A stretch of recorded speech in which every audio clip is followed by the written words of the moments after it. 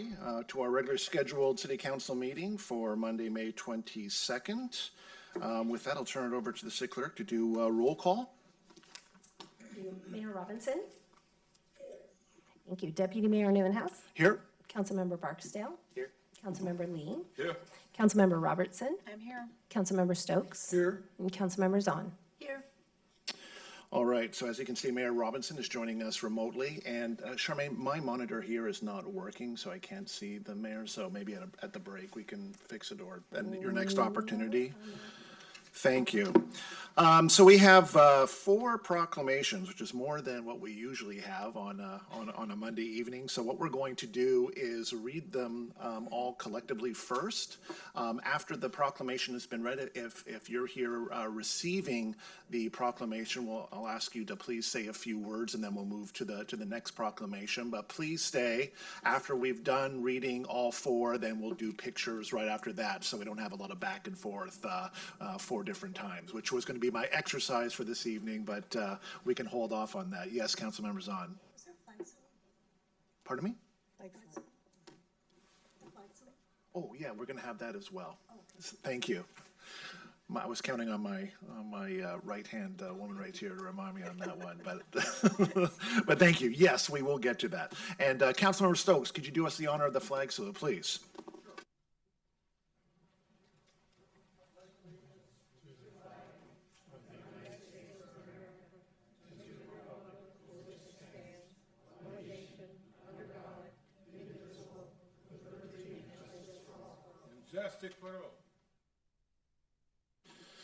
All right, so our first proclamation this evening, let me pull this up, is going to be Mental Health Awareness Month, and that's going to be read by Councilmember Zahn. Yes, thank you. Whereas Mental Health Awareness Month has been observed since 1949 to raise awareness of mental health conditions and the importance of mental health as an essential part of overall health and well-being, and whereas 1 in 5 adults experiences a mental health issue in any given year, and 1 in 17 adults lives with chronic mental illness such as major depression, bipolar disorder, or schizophrenia. And whereas people with severe mental illnesses are more than 10 times more likely to be victims of violent crime than the general population, and whereas long delays, sometimes decades, often occur between when symptoms first appear and when individuals get help, making early identification and treatment critical in the successful management of mental health conditions. And whereas through public education, further awareness and reduction of stigma associated with mental illness, the lives of people and of individuals and families impacted by mental health conditions can be greatly improved. And whereas local providers, including Crisis Connections, NAMI Eastside, Youth Eastside Services, and others have been responding to the needs of people with mental health conditions in Bellevue by working to transform the quality of life for people vulnerable to mental illness through a broad spectrum of care. And whereas the Bellevue City Council approved new investments in 2023 for behavioral health resources and a community crisis assistant team that assists community members in crisis, diverting them from jails or hospitals and providing appropriate follow-up mental health care and case management afterwards.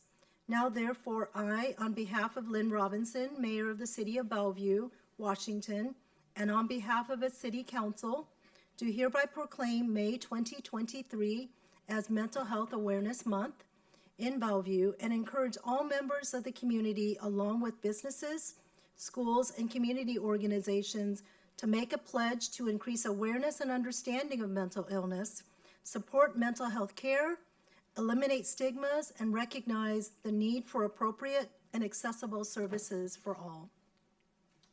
Thank you, Councilmember Zahn, and I believe we have some representatives from the National Alliance on Mental Illness with us this evening. If you'd like to come forward and say a few words, please do so.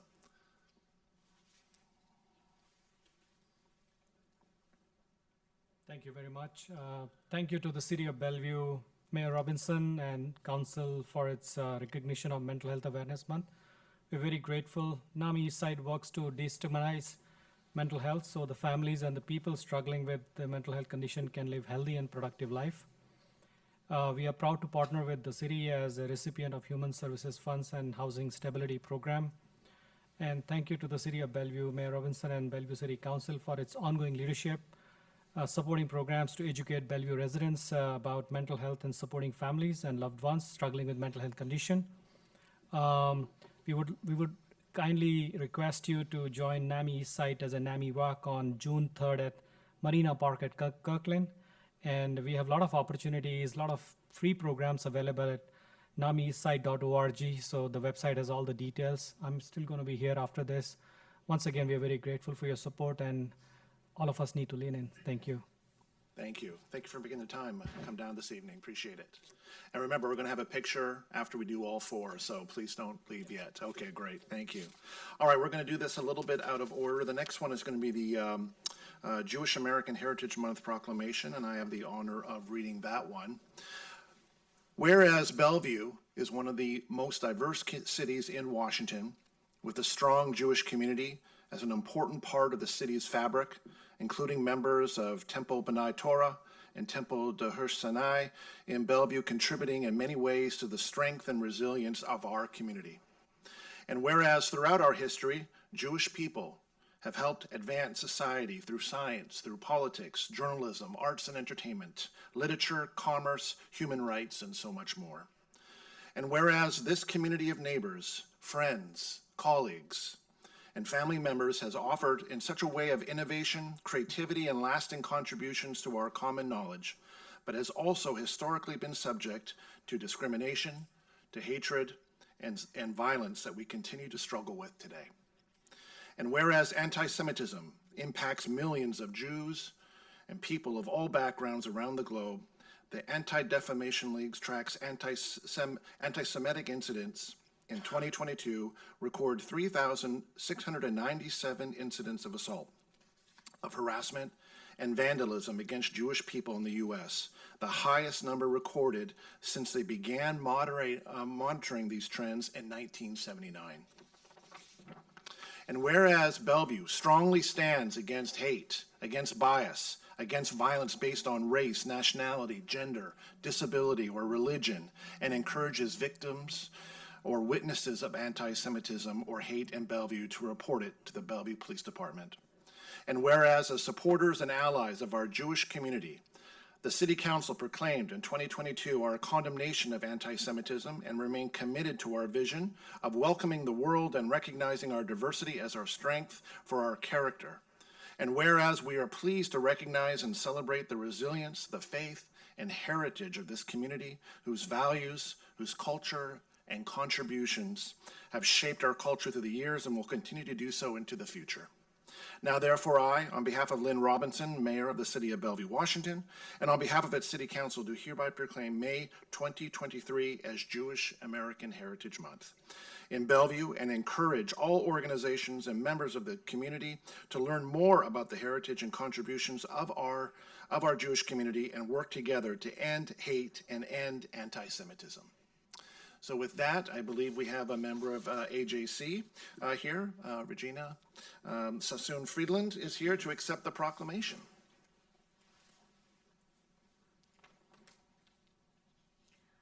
On behalf of the American Jewish Committee, AJC, we extend our gratitude to the City of Bellevue, Washington, the City Council, Mayor Lynn Robinson, and Deputy Mayor Jared Neuenhaus for this meaningful and important proclamation.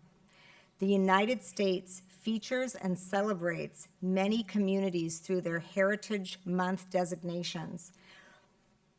These are wonderful opportunities to learn more about one another. Honoring communities, their unique histories and contributions that together comprise the beautiful tapestry of this country.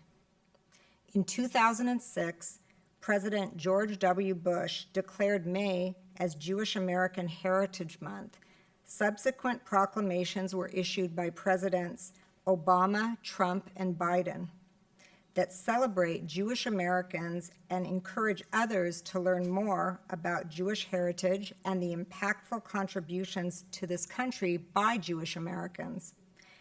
At this time, when many American Jews are alarmed by the recent surge in anti-Semitism, this is a fitting time to recognize and celebrate the many positive contributions Jews have made in this country since the first group of Jews arrived in New Amsterdam in 1654. For the past 369 years, Jewish Americans have positively contributed to this country as involved and patriotic citizens.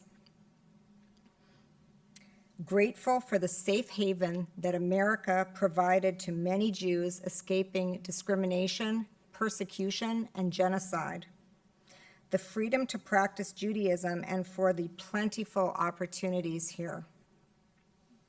Jewish Americans have and continue to serve in the military as public officials, diplomats, Nobel Prize winners, Supreme Court justices. They're at the helm of universities and corporations. They're advancing medicine and science.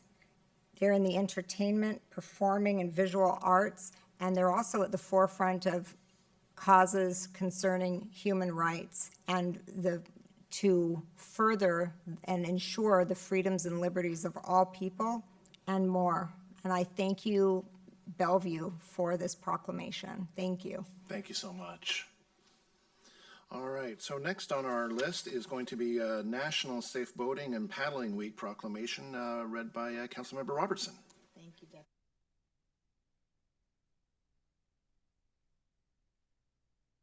I wanted to tell a little story because it really drives home the water safety and safe boating. This past weekend, my 18-year-old daughter was paddleboarding on Lake Sammamish. She is a champion swimmer, she's a lifeguard, and she had a life vest with her.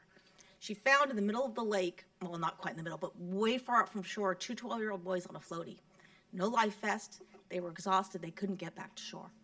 They called to her and they asked her. She towed them in. They wouldn't take her life vest from her. She offered it to them. They wouldn't take it.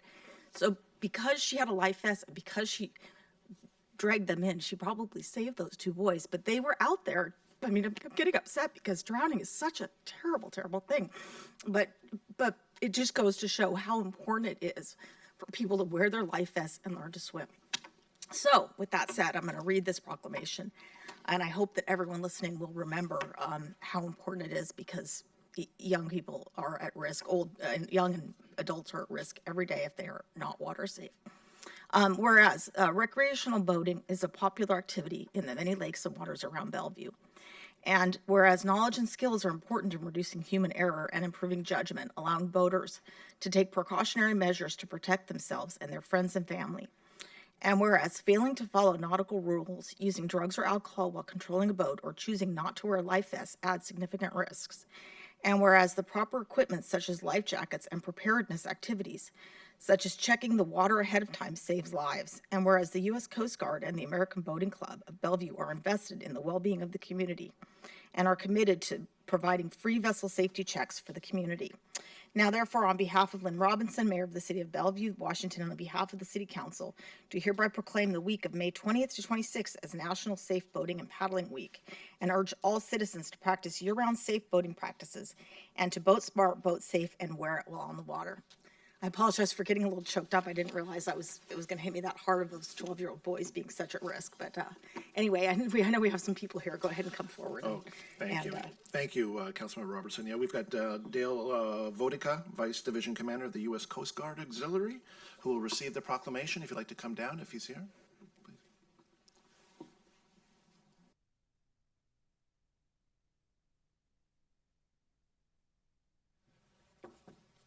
So, thank you. Joining me at the table is the current commander for the Bellevue America's Boating Club is what we're calling themselves now. We used to be the Bellevue Power Squadron, and the vice flotilla commander from the local flotilla. Dale Bodica, Vice Division Commander for Division 2, which is the greater Seattle area. Thank you again for recognizing National Safe Boating Week. We come to you at this time because, as the council member indicated, this is probably the most dangerous time of the year. The weather outside is nice and warm, but that water is just cold. So We would like to, we appreciate your effort. The city of Bellevue, thank you for recognizing that you probably have more shoreline in the city of Bellevue than any other east side city. If you can count, if you add up Lake Washington, Lake Sammamish, and the various lakes within the city boundaries. So thank you very much for your recognition of that. Thank you. Well, I would like to thank the mayor and the members of the council. The Power Squadron is an educational organization. We give classes. A lot of them are free at West Marine. Others we charge for the supplies to teach. And we will be doing, we're finishing up the spring classes. We'll start again in the fall. We also have a Life Vest loaner program that we will be doing in June and getting life vests out to all the places where you put a boat in, and we're looking at maybe Lake Sammamish. We were in the opening day parade, and our message was, wear your life jacket. We had 20 people on our boat. They all had life jackets, and they were very noisy. If you were anywhere near the water, you would have heard them yelling, wear your life jacket. So that's our main thing right now, is promoting our life jackets. And thank you for your proclamation. Thank you. Thank you. Thank you for coming down. And we'll get pictures shortly. We have one more proclamation this evening, Motorcycle Safety Awareness Month proclamation, which will be read by Councilmember Barksdale. All right, thank you, Deputy Mayor.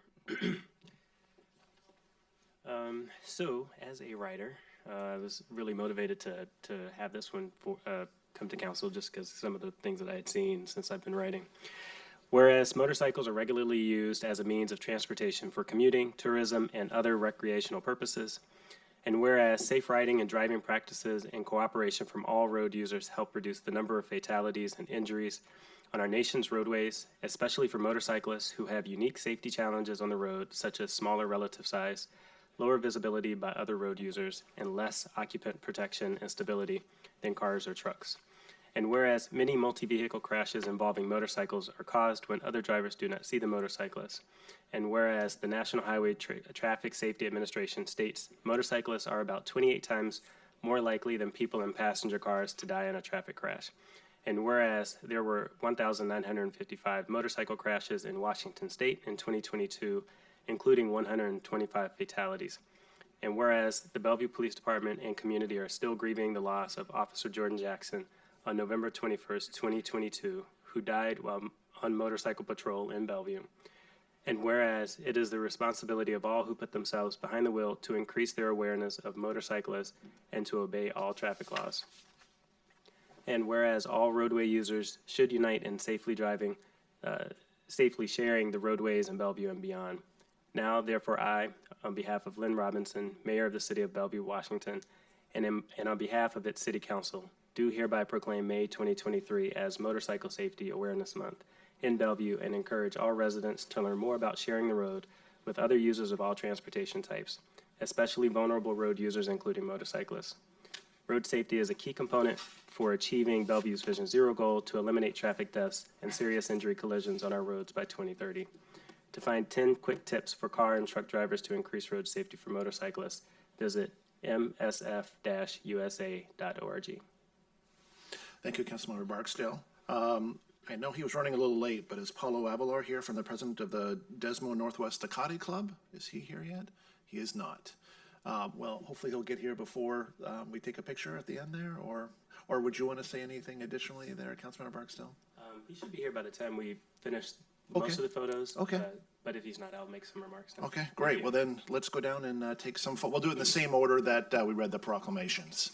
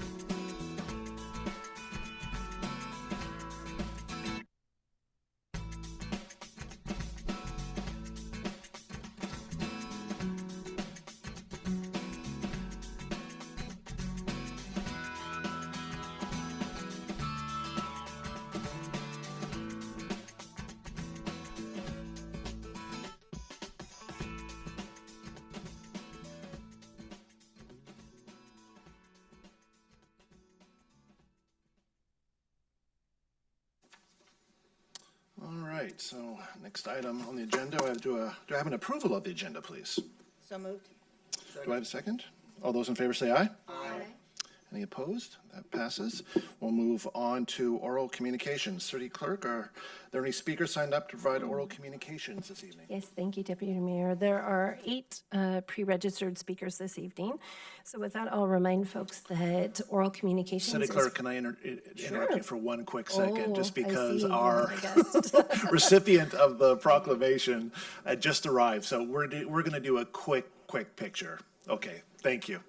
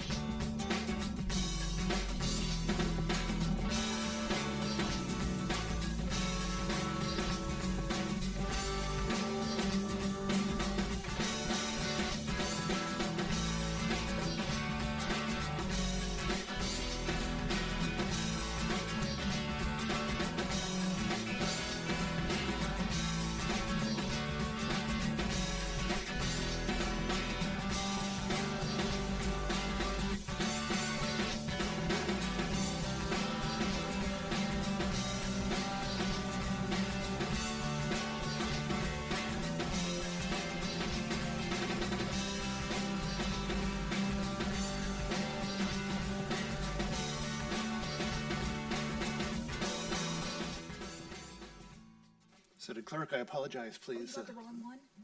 Oh, well, he has it. Motorcycle? Oh, Paula. Motorcycle? You need to swap with her.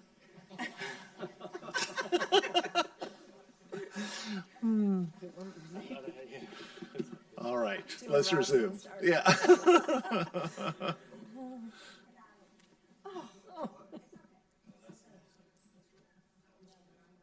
All right, please, go ahead. Staff can make sure that you get a reprinted one, ma'am. Yeah. Well, they're going to chase him Can you down. work on his? Okay, thank you. Okay, so as I was saying, we have 8 pre-registered speakers this evening for oral communications, and I'll just remind folks that oral communications is for a period of no longer than 30 minutes. Each speaker will be allowed 3 minutes to speak, and only 3 people will be allowed to speak to one side of a particular topic. In addition, I need to remind everyone that in compliance with Washington State public disclosure laws, no election-related topics may be discussed during oral communications or other public participation points of tonight's agenda. This includes discussion of ballot measures, endorsement of candidates or political parties, or speaking on behalf of a campaign, including your own. Any speaker who begins discussing topics of this nature will be given a verbal warning, as this is considered a disruption to our meeting and may be asked to be removed from the council chambers. And with that, I'll call our first speaker, who is Jane Morton, who I believe is here in person. Thank you.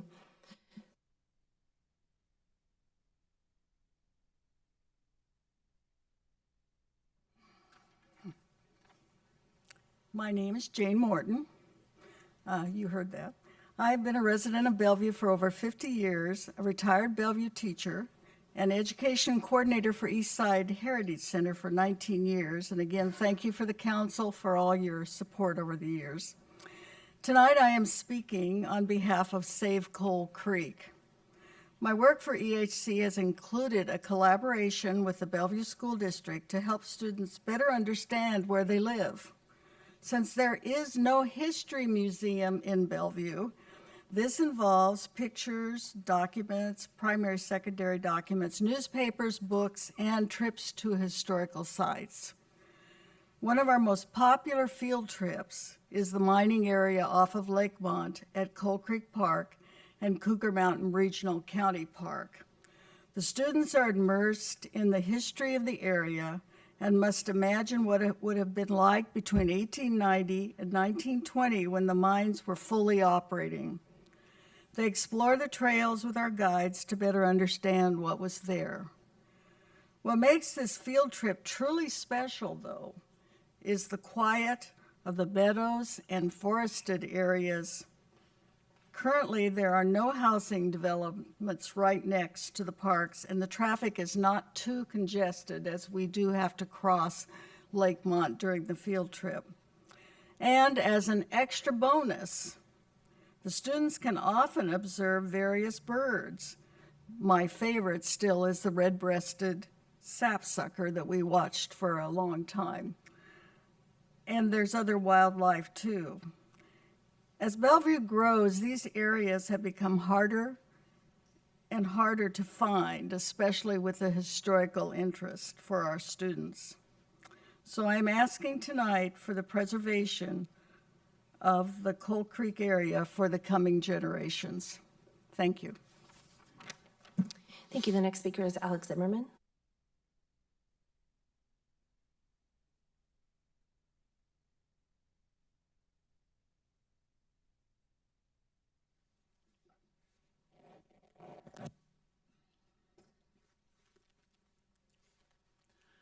Sie Heil, my dirty damn Nazi fascist, a dirty mafia. My name Alex Zimmerman and I live in Bellevue for more than 35 years. First, what is I speak about situation what is absolutely unique. Right now, council, together Democrat council, together with Amazon Corporation, together with real estate owner, you know what it mean, will bring Bellevue to pure fascism, a classic fascism. When Amazon bring 30,000 people from jungle, situation will be critical for Bellevue, and everybody knows this. What is will be happen? Price will be for everything go up. This will be bad for traffic, for gas, for rent, for housing, for food, crime, and services. Price will be go to like a crazy. What's happening in this situation? Almost 100,000 low-income people will be moved out from Bellevue. It's very important. So need talking about this. Very serious. We need stopping these kinds of fascism. This is only one point what is I see. Another point what is I see absolutely critical. It don't have analogy in American history. Bellevue first city when white people, a Jew, Christian, you know what it mean, a minority. How is this possible? It looked to me like a pure Holocaust and genocide. And Bellevue, first city in America, what has happened with this? And when I come to Bellevue more than 35 years ago, I surprised, intelligent, nice, beautiful city. Right now, will be look like a nightmare. And look what has happened outside. It look like a Bellevue under hurricane. You know what it mean? All builder here. How is this possible? So I speak right now to everybody who listen to me, exactly to this freaking idiot Happy Cow who work for Democrat. 85% work for Democrat. It's the same percentage what is vote for Adolf Hitler, German Nazi in Gestapo in 1939. And what has happened? Few years later, Hitler destroyed Germany. It's happened right now with Democratic Mafia. You destroy us totally. So I speak right now to everybody. We need clean this chamber from this bandita, from this mafia who make us life miserable. Every year is go worse and worse and worse. It don't go better. I'm witness for more than 35 years. And I know what is I'm talking. We need make Bellevue great again. Stand up, America. Thank you very much. The next speaker on the list is Patrick Satyanathan, who's joining us virtually. Mr. Satyanathan, can you hear me? Yes, I can. Can you? Yes, thank you. Your time begins now. Yeah. Good evening, etc. to the City Council and all the other attending residents of Bellevue. My name is Patrick Satyanathan, a resident of Bellevue since 2006. Let me state my problem frankly. My main safety concern these days is the Bellevue Police Department. Those armed thugs are my biggest concern. And I have been trying to politely address my concerns in the past few city council meetings. And I have been repeatedly reassured by somebody, I think it was Mayor John, what's her name? Something, Lynn Johnson, something. That's, I'm a misinformed individual about city budgeting concerns, and that somebody will be in touch with me. Nobody has been, but Yesterday, I got back from a vacation, and finally, somebody has been in touch with me and in the form of a water shut-off notice. My water has been shut off. Thank you. That means I'm getting through to somebody. That gives me great relief. Somebody's listening, it seems. And the last time I ran out of time before I finished talking about the friends and family policy adopted by the Bellevue police, it seems, because it seems when they search my house or arrest me, random people, friends and family, can come along, take whatever stuff they want to from my home, not return it, and it's all okay.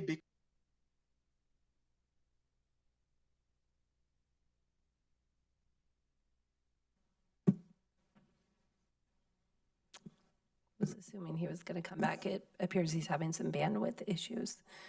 We're going to stop the timer and move on to the next speaker, and we can circle back to Mr. Satyanathan. The next speaker is Sonia Forster, who is also joining us virtually. Ms. Forster, can you hear me? I can hear you. Can you hear me? We can. Your time begins now. Thank you. Good evening, Mayor and council members. I am testifying for AGC of Washington, an industry association representing heavy civil and commercial contractors of all sizes. We have engaged as much as we've been able during the development of the apprenticeship policy before you this evening. Our members appreciate each of you who took the time to hear from prime contractors, specialty contractors, and our region's women and minority-owned businesses.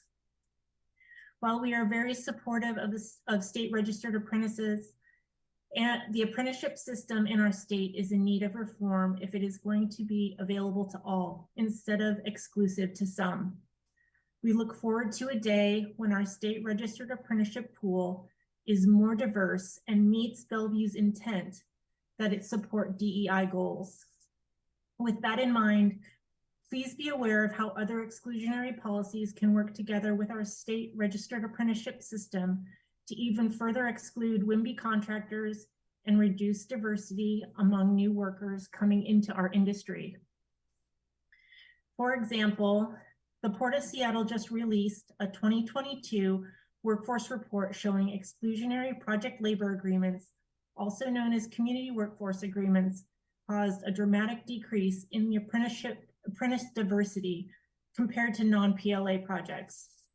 The PLA CWA lowered apprentices of color by 31.7% and reduced the number of female apprentices by nearly 8%.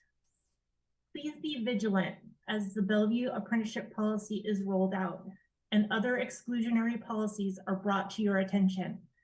As you move forward with diversity in mind, we ask that you carefully craft your process and fully engage your stakeholders and communities to ensure everyone can prosper. Thank you.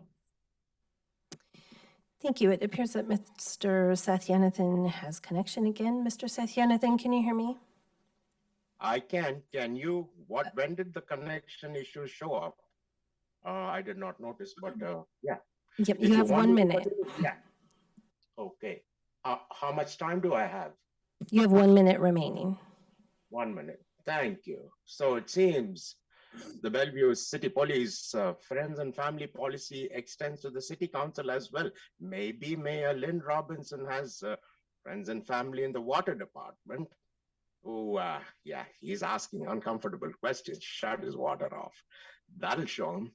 But yeah, I'm in the process of dealing with my issues legally, but I have a few names to mention. One highly trained.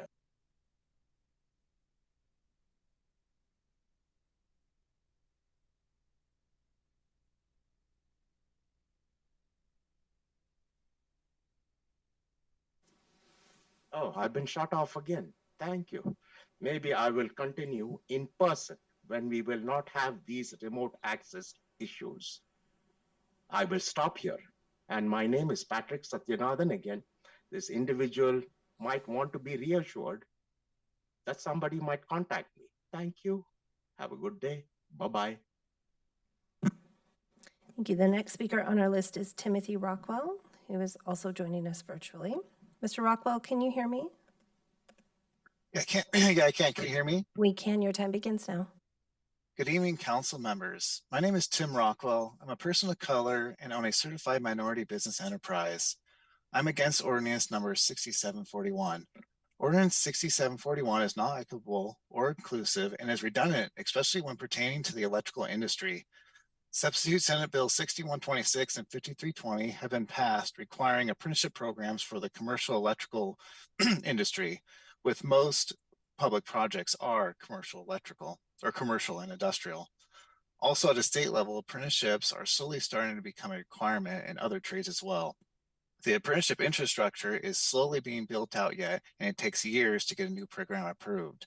As much as training and expanding the construction industry is important, expanding and creating small businesses, training agents, is equally as important.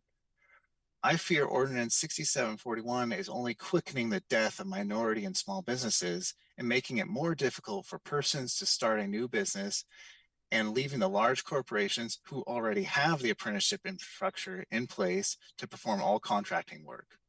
Because most minority and small businesses who bid on public work are owner-operators and families and self-perform all labor. Public work is a good way to break into the market when starting a new business because it's not a good old boys club, especially important when you're a person of color like myself. Commercial electrical apprentice programs have strict rules for maintaining 50% of the commercial work. When a new business starts, it's difficult to break into the commercial market. Again, the good old boys club. Most start out performing whatever work they can get, 10% commercial, 90% residential, to work up to the 50-50. When a small business grows, they can become large enough to become training agents and hire apprentices.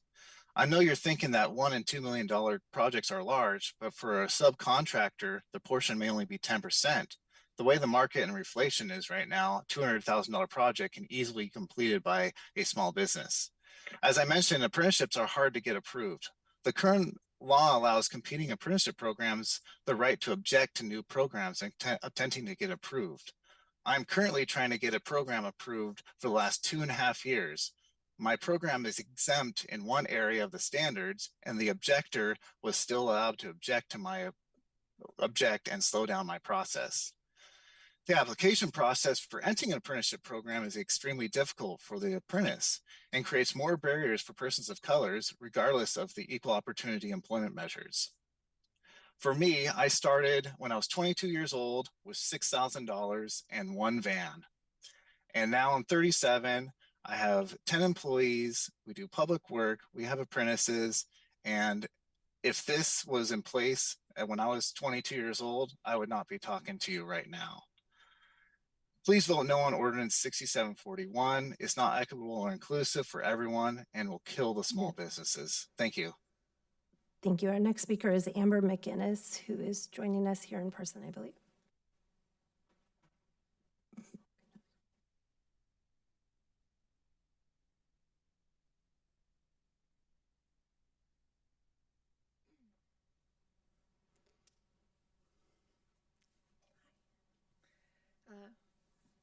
Good evening. My name is Amber McGinnis. I'm here on behalf of LIUNA, which is the Laborers International Union of North America. I'm a journey level worker, and I am also an instructor at a pre-apprenticeship called ANEW. ANEW stands for Apprenticeship and Non-Traditional Employment for Women.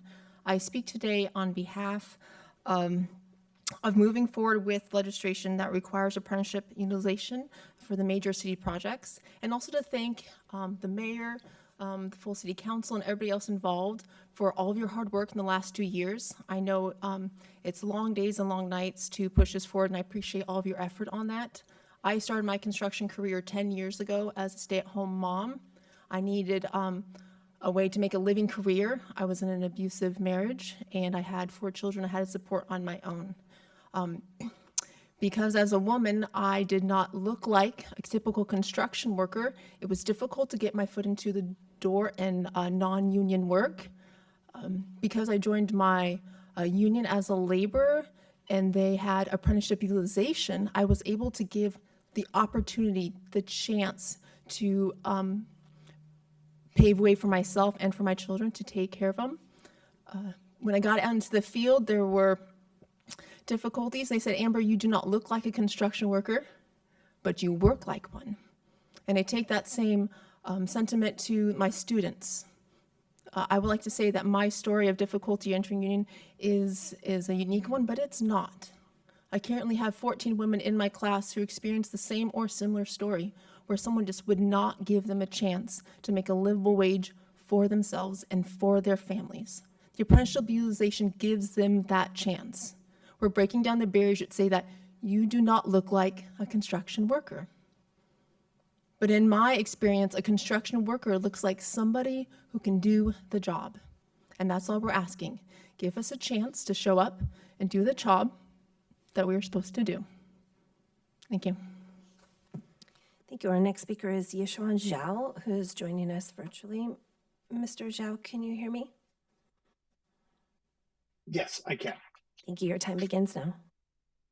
Hi, my name's E. I'm here today on behalf of Imagine Housing. Since 1987, Imagine Housing has been a mission-driven organization to create permanent affordable housing on the East Side.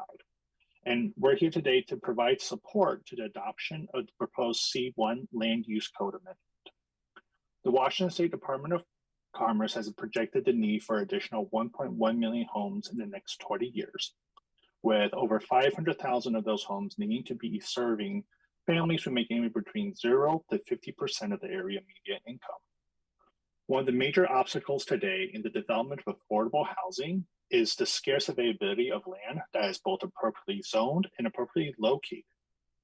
And what C1 offers is an opportunity and a pathway for eligible sites to be rezoned to a higher zoning density, which will increase the availability of sites that can be feasibly developed into an affordable housing project due to collaboration between mission-driven and community-based organizations.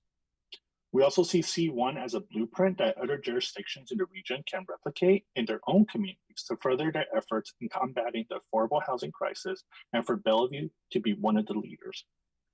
So we just want to say we commend the city staff, the planning commission, and the council members for looking at new and creative ways of trying to address affordable housing here in our community. Thank you. Thank you. The final speaker on our pre-registered list this evening is Chad Vaculin. Mr. Vaculin, can you hear me? I can, yes. Perfect. Your time begins now.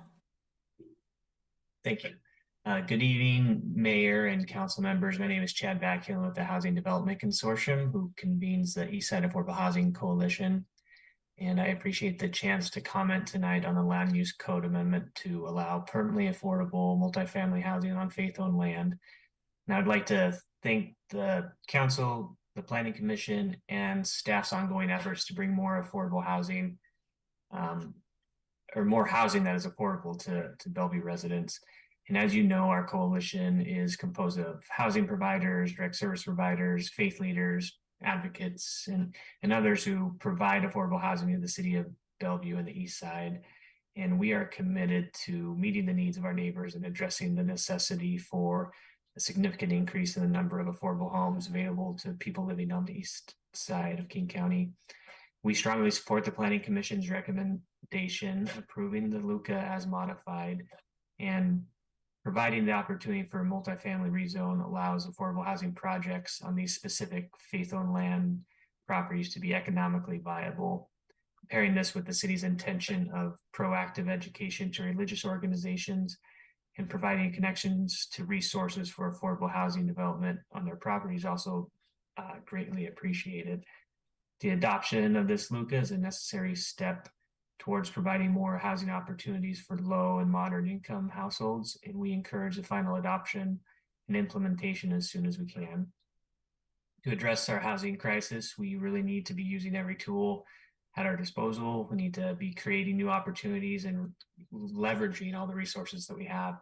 We look forward to partnering with you all to develop ways to increase funding and resources so the vision of these zoning changes can come to fruition through the production of new affordable homes. And this LUCA is an essential tool within a larger strategy to bring more affordable homes to Bellevue residents, and we encourage the LUCA with adoption. We're grateful for your partnership and look forward to working together to implement high impact strategies that will work to meet the scale of need for affordable housing in Bellevue. Thank you.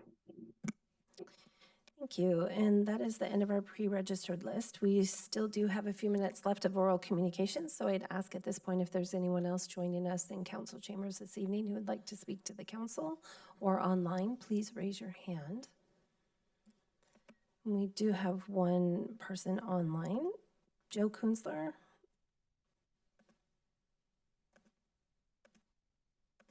Mr. Kunzler, can you hear me? Yes, can you hear me? Yes, we can. Thank you. Your time begins now. Thank you for your public service. Joe Kunzler here. I'm going to be incredibly brief. I appreciate your proclamation in regards to Jewish History Month. It is very much appreciated as I have a Jewish relative.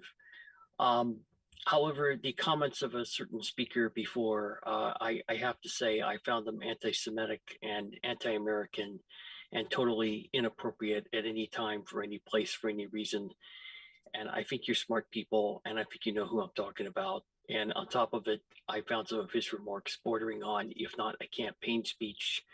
And considering that this troubled individual is a candidate for office, I would encourage whoever is chairing the meeting down there to have very tight reins and finally take under advisement, as I emailed you, the Public Disclosure Commission this Thursday is considering tighter rules on campaigning during public comment. So with that, I know it was a bit hard to take in, but I do want to sincerely thank you for your continued commitment to public service, and hopefully you'll be a lot more strict on public comment. Thank you again. Thank you. And I don't see any additional hands online and no hands. So Deputy Mayor, I'll turn it back to you. Thank you, City Clerk. All right, with that, we will move to, let's see, council business. And I believe that Councilmember Stokes has some recommendation for appointments to the Parks and Community Services Board.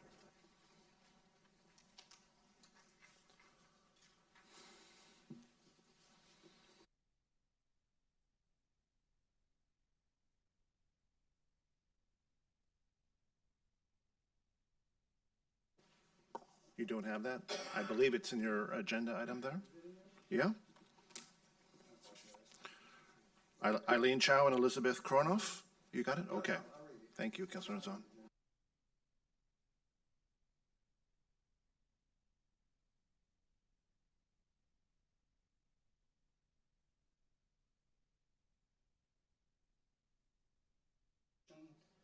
One and 4 in the parks. Caught me. I was thinking about something else. Sorry. All right, start over again. I'm pleased to announce that we have 2 appointees to the Parks and Community Service Department. And we went through a process with the the Parks Commission, and we had a really good number of candidates, and it was a hard decision, but we have 2 really outstanding candidates tonight to put before for vote for their joining the commission, the board. Position number 1 is Eileen Zhao, serving in a partial term expiring on May 31st, 2024. And I'd like to put her name in for permanent assignment. Second. All those in favor? Aye. Any opposed? Okay, that's 1. All right.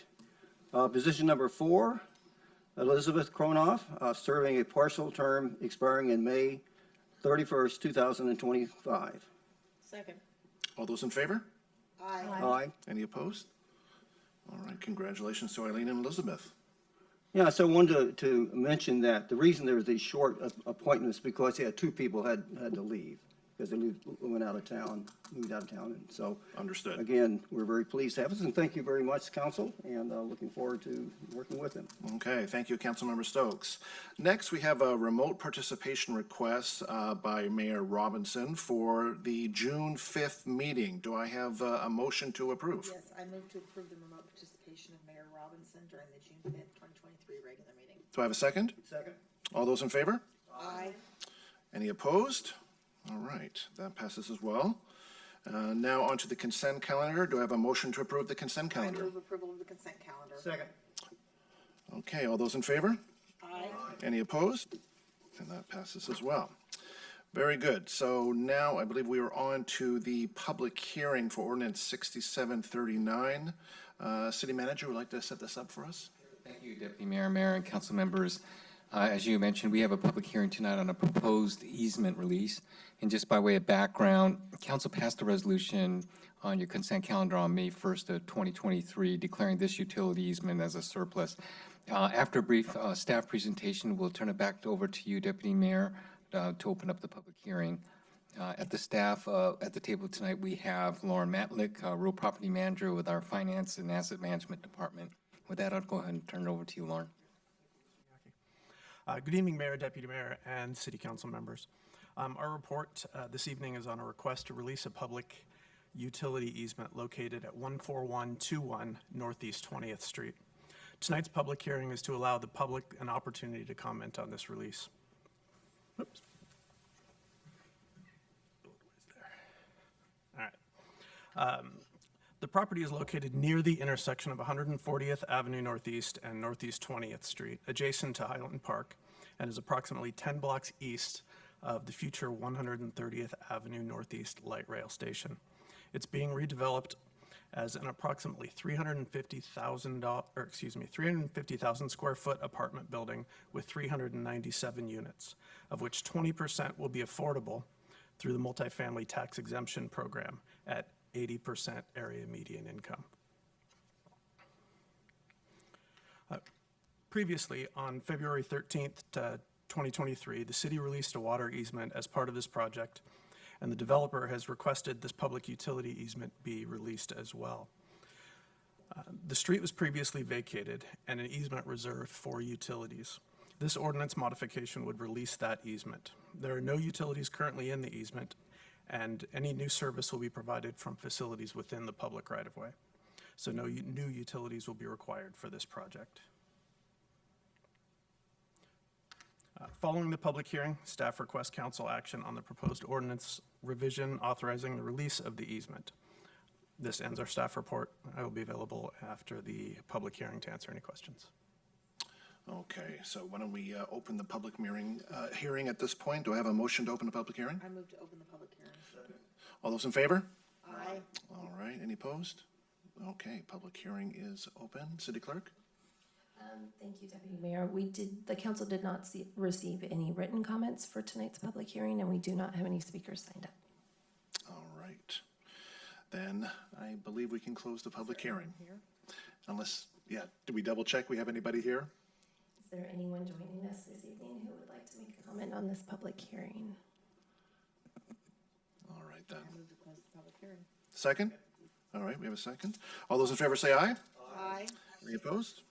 All right. And I move to adopt ordinance 6739, amending ordinance number 828 to release a portion of the public utility easement located at 14121 Northeast 20th Street, which has been declared surplus to the city's needs and is no longer required for providing continued public utility service.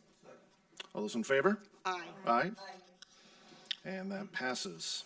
Okay. Now we move on to our first study session item. City Manager, I'll turn to you again to set it up. Thank you, Deputy Mayor, Mayor, and council members. The first study session item on your agenda is a recommended land use code amendment implementing the city's affordable housing strategy as it relates to religious-owned properties. Tonight, staff are seeking council direction to return at a future meeting to adopt the land use code amendment specific to these religious-owned properties. And just by way of background, in 2021, the council adopted a land use code amendment to establish density bonus for affordable housing developments on certain public, nonprofit, or religious-owned organization-owned properties. And at the same time, the council initiated the second phase of work on a comprehensive plan amendment, land use code amendment, and rezone for certain religious organization-owned properties that could support additional housing beyond what would be possible with the new density bonus. This Phase 2 land use code amendment and associated rezone will provide a density increase for permanent affordable housing on single-family owned properties owned by religious organizations and in locations that are well suited for multifamily housing. Again, following the presentation, staff are seeking council direction to final land use code amendment ordinance and companion rezone ordinance for final action at a future meeting. So joining us at the table this evening is Rebecca Horner, Director, Christina Gallant, Code and Policy Senior Planner, both from the Development Services Department, And we're also fortunate to have with us, joining us tonight is Carolyn Ferris, the Chair of the Planning Commission. And with that, I'll go ahead and turn it over to you, Rebecca. Thank you. Good evening, Mayor Robinson, Deputy Mayor Neuenhaus, and members of the council. My name is Rebecca Horner with Development Services. I'd like to thank the City Manager's Office. I'm very excited to be here. This is my first meeting actually presenting to you. City of Bellevue is a fantastically beautiful place, and I'm honored to be amongst such a wonderful city and team. And so I'm very excited tonight to introduce our study session regarding a draft code amendment to increase affordable housing on faith-owned properties, which is in alignment with the council's strategic priorities to increase affordable housing. So this, and as already mentioned, I'd like to introduce Chair Ferris with our Planning Commission, who will be sharing their recommendation tonight. So our agenda for this evening we'll be we'll be going over the LUCA objectives, the Land Use Code Amendment, LUCA. We'll also be discussing the recommendation, the draft code amendment, and we will be going over the public engagement, reviewing the public engagement that had already occurred. Chair Ferris will be sharing the recommendation, and finally, we will close with a brief description of the Land Use Code Amendment process, and then seeking direction from the council. So with that, I'll turn it over to Ms. Gallant. Thank you. So first, we'll start with just a refresher of how we got to where we are today. So the recommended LUCA we're presenting will support recommendations from the 2017 Affordable Housing Strategy, as well as implement Comprehensive Plan Housing Element Policy H.O. 36 adopted in December. So, as this group is well aware, Action C1 calls for the city to increase development potential on suitable land owned by public agencies, faith-based, and nonprofit housing entities for affordable housing. And before we go further, I think it's helpful to just explain a bit about why religious-owned properties have been recommended in this specific case. And really that's because this is a very specific opportunity for housing that requires a very specific tailored approach. So in Bellevue and across the nation in recent decades, many religious organizations have been seeing smaller congregations over time, some of those going away entirely or being absorbed within other congregations, but at any event, seeing more property available than they need in many cases. And for a lot of those organizations, having affordable housing in their mission, they're looking to see something happen with that land long-term, serving their community. In addition, as we've seen mentioned before, this land is a very high value, and we're in the unique position of having willing and eager owners wanting to see affordable housing move forward on that land. And in the cases where this land is currently zoned for single-family housing only, the likelihood, if that land goes on the market, conversion to high-value single-family housing is the most likely outcome. This is the second phase of implementing C1.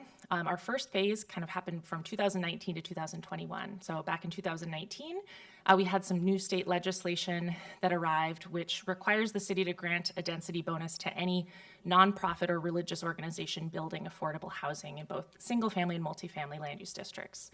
So we moved forward with a comprehensive plan amendment in 2020, directing staff to move forward with developing those density bonuses and incentives, and move forward with a land use code amendment. So in 2021, we developed a broad density bonus land use code amendment, which provided consistency with that state legislation, providing a 50% density bonus across the board, requiring no additional review for those eligible organizations. We also incorporated a bit more flexibility, including the use of duplexes and triplexes in single-family districts. However, throughout this process, we heard from stakeholders, the Planning Commission and this council, that there was a missed opportunity in a lot of those single-family properties that could potentially have capacity for quite a bit more multifamily housing, particularly those with good access to transit and services, and directed staff to move forward with a phase 2 to look specifically at those single-family properties that were well situated to accommodate multifamily.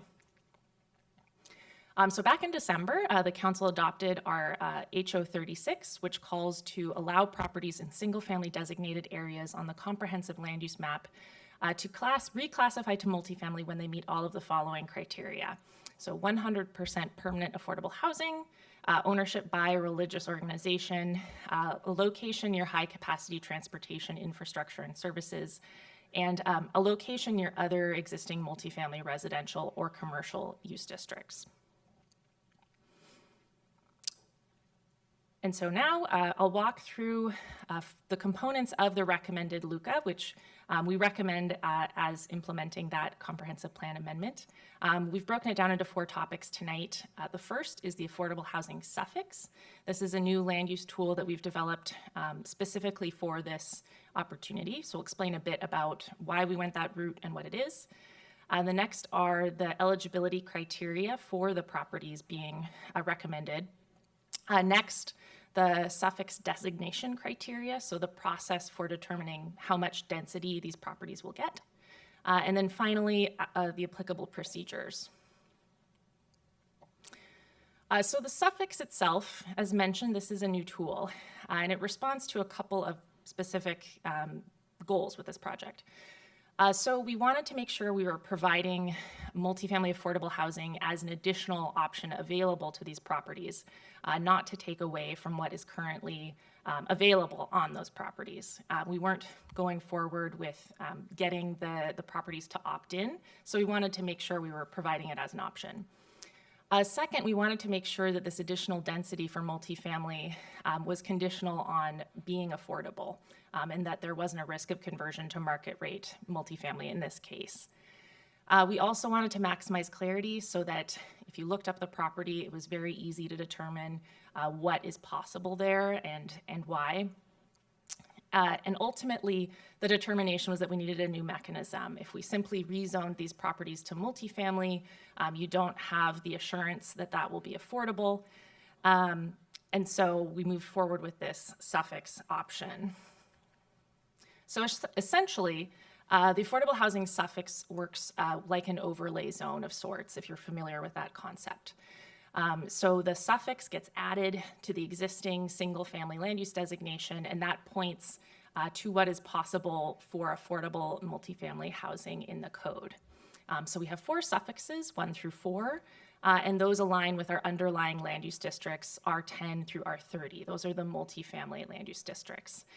We did not simply use those same names because in the future, if those district name changes or we want to adjust what's associated with each suffix, we can do that through a land use code amendment rather than a full comp plan update.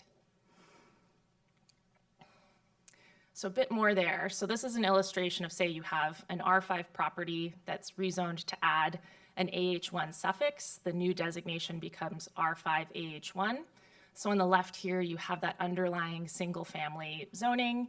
That R5 indicates what can be done when there's at least some housing proposed that's market rate in the event that this property is being redeveloped. And the blue, that's that affordable housing suffix that indicates what can be built when all of the affordable housing units, when all of the housing units are affordable. I didn't note earlier, none of these properties are under any obligation to build. It's just simply an option that will be out there and ready to take advantage of. So the second topic this evening are the eligibility criteria for the rezone. And so these are directly connected with the December comprehensive plan amendment. So first, the property must be owned or controlled by a religious organization.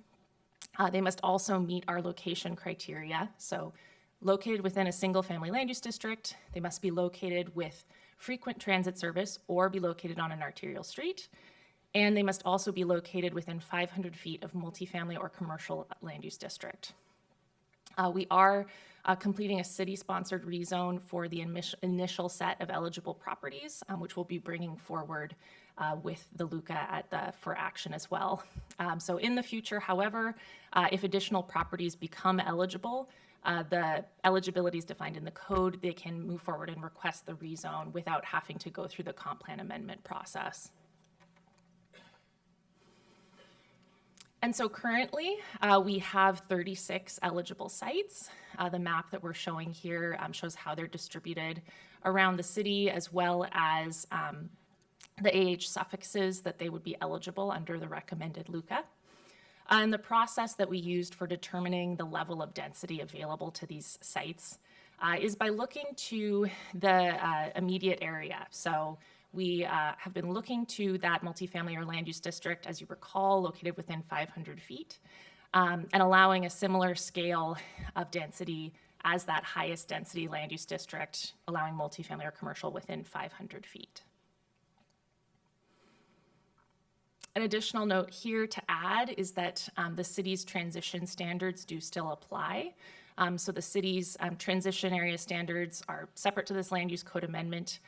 They apply to the areas of multifamily. For multifamily development, it applies to the area within 300 feet of a single family land use district.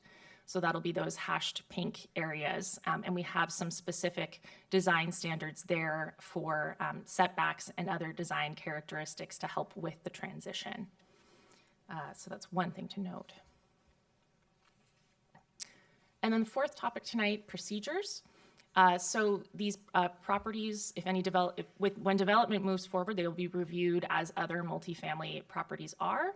But one item that is specific to this proposal is that currently religious facilities are defined as conditional uses in our land use code.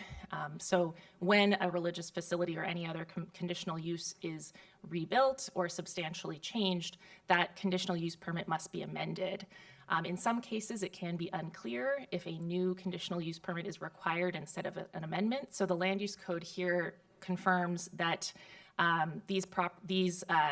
when a redevelopment, including permanent affordable housing, is moving forward, that includes a religious facility that's being rebuilt up to the size it was before. So they're not expanding, they're being maintained or shrinking.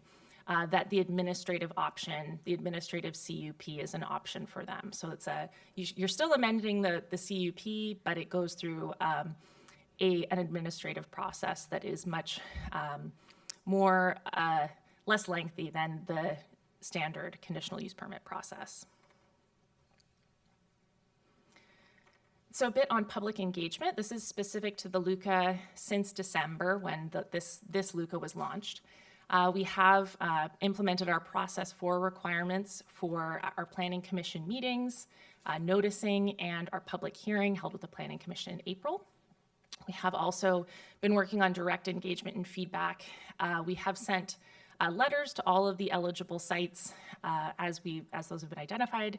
We've also had quite a few one-on-one conversations with the eligible religious organizations and affordable housing developers to answer questions and talk about what would be helpful with this project. We also held a public information session on January 31st to share information and answer questions with the community more broadly. And we have a project webpage sharing updates on the process as we've moved along. And with that, I will pass it to Chair Ferris to present the recommendation. Thank you so much. Really appreciate being here. This particular topic for me personally is something that I really, really feel passionately about. I think it's going to be one of the biggest things that we do to move forward in our affordable housing strategy. But to recap the work of the Planning Commission, as Christina shared, we've had study sessions in both February and March, and then we held a public hearing in April. They were all very well attended. They were all very lively discussions because there was an awful lot of folks that came to talk about what the impacts that this kind of LUCA would have. I would say that the vast majority of speakers from the public were very strongly supportive of this LUCA. There were a few that supported it, but stated some of their concerns around parking because they wanted to make sure that the parking limitations didn't cause impacts to their local community. But again, overall, I think there was just incredibly strong support for this LUCA. I would say also that when we had the study session, staff has been really helpful because the Planning Commission really pushed and asked staff to come up with as many modifications to this LUCA to allow the maximum density. So for example, when originally it stated that to be eligible as a site, they had to be on an arterial as well as have rapid transit, and that's changed to or. So they can be either have the rapid transit or have be on an arterial. So that opened up more sites for development. So we're, as Christina shared, we're now up to 36 potential sites. We know that all of them won't get developed, but I know personally that there are several churches that are eagerly awaiting this change so that they can explore their options. I will share from a personal perspective that this is a huge step forward. It's going to really be a game changer for all of the things that we've been talking about, whether it's the ADUs, it's micro housing. This, by far, in my opinion, will move the needle the farthest. However, it's not a panacea. This opens up those different sites for development, but we still have a funding issue. And we also need capacity building for our nonprofit providers because, again, many of the folks just don't have the capacity to really take this on. So I share that just in terms of if there's some things that the council consider around funding and supporting those organizations to really move the needle, I would really appreciate that. I'm obligated to share some language that makes this official, so I'm going to read from my notes. The Planning Commission found that the LUCA meets the decision criteria of the Land Use Code 20.30J.135 and is consistent with the comprehensive plan, enhances the public safety and welfare, and is not contrary to the best interest of the citizens and property owners of the City of Bellevue. The Planning Commission recommended by unanimous vote that the City Council adopt the LUCA as modified during the public hearing. This recommendation is included in the Planning Commission resolution as Attachment A of your packet. And with that, thank you. So onto the LUCA process to date. Again, this LUCA was launched back in December when our comprehensive plan amendment was adopted. We issued a notice of our application and of our public meeting on January 19th. So that public information session was advertised along with the notice of application. We held the public information session on January 31st, which led us to our first study session with the Planning Commission on February 8th, second on March 8th, and then the public hearing was on April 12th. So this evening is our first and only planned study session with the council. And moving forward, we would be seeking action at a future meeting. So with that, thank you. The direction we're seeking tonight, again, is to direct staff to finalize the LUCA ordinance and companion rezone ordinance for final action at a future meeting. Thank you. Thank you, and thank you for the great presentation this evening. So this opportunity to ask some questions or comments. I'm going to go to someone who's very passionate about this issue. I'm going to go to Mayor Robinson first, and hopefully she can hear us okay. Mayor Robinson, you have the floor. Thank you so much. I hope that you can hear me okay. I want to thank Chair Ferris and the Planning Commission for all their hard work on this. I really do like the recommendation and I appreciate it very much. And I think that the staff's work on coming up with this suffix is very thoughtful and valuable. So I'm excited about the all the possibilities in our city using these properties to create more affordable housing near neighborhoods, in neighborhoods, near schools and amenities. And so I'd like to recommend option 1. But I also want to ask staff to kind of rethink the transition areas now that we've, now that 1110 has been adopted at the House, at the state level, that we kind of rethink those transition areas so that if we get a request from church property to go even taller, we can have some criteria as to how we handle that. But I think for tonight, very comfortable going with option 1 and with that direction. So thank you. Thank you, Mayor Robinson.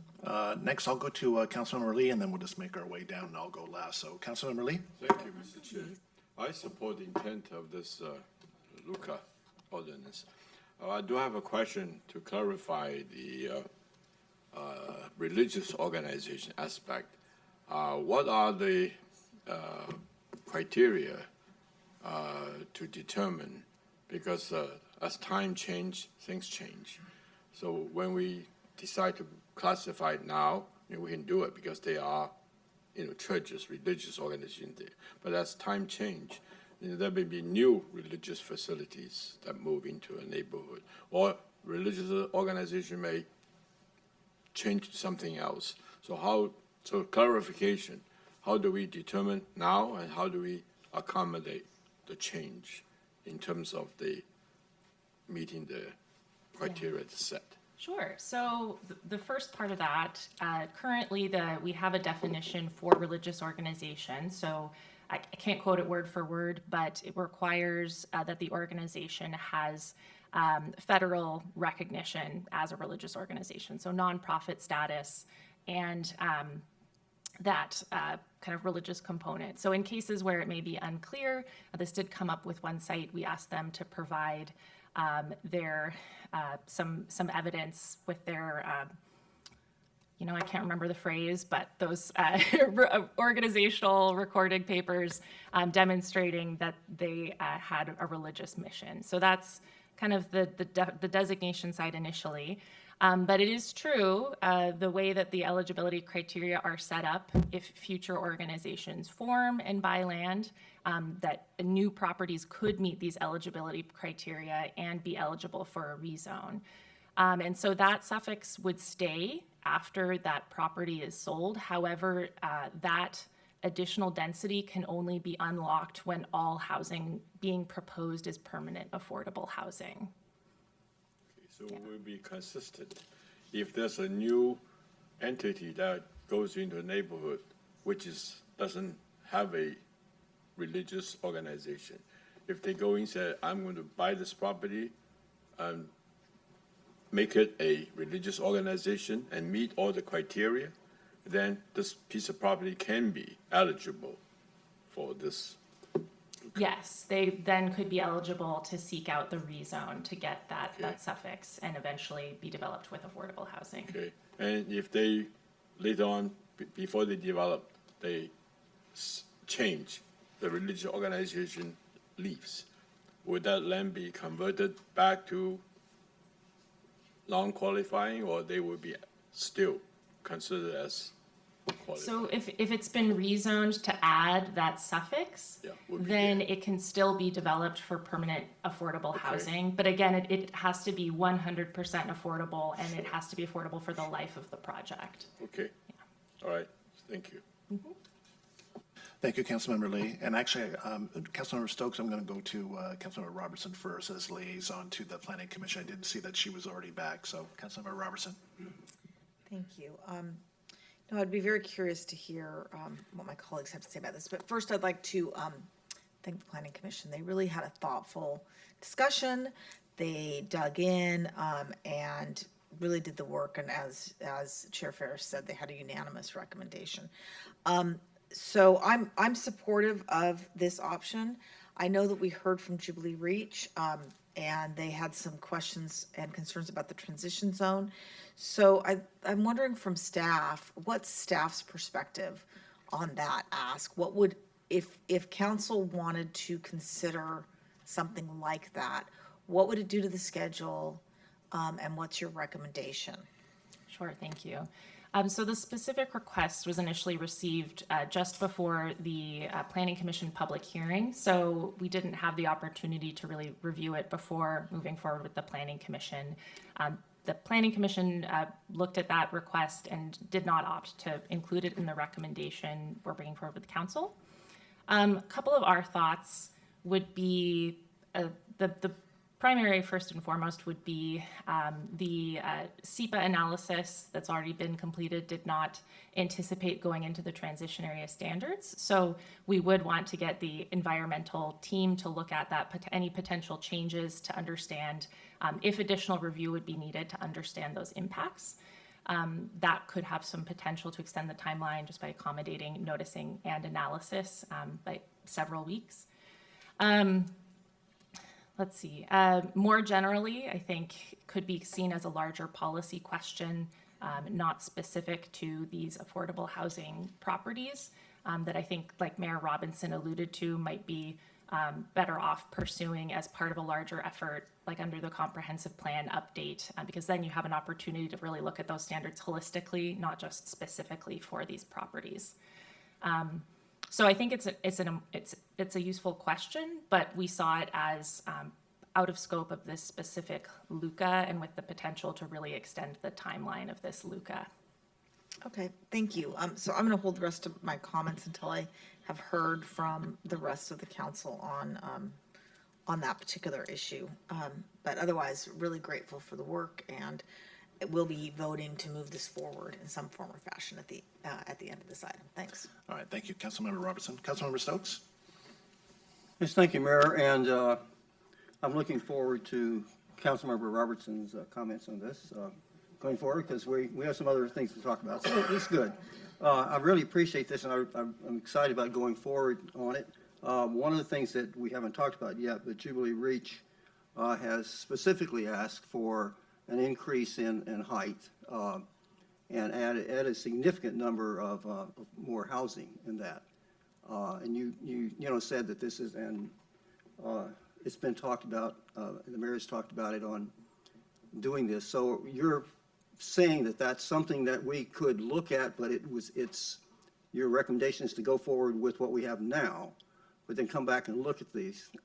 I guess the concern is, if this is a really positive thing to do, what's the quickest way? I mean, we have spent so many times on affordable housing things where we get something we want to do, and it's 2 years later, we're still working on it. I really want to congratulate you for taking 7 months, only 7 months, to get this whole thing put together. And you should get blue stars for all of that, because that was really good. And I'm just, I would like for us to look at Jubilee Reach's proposal.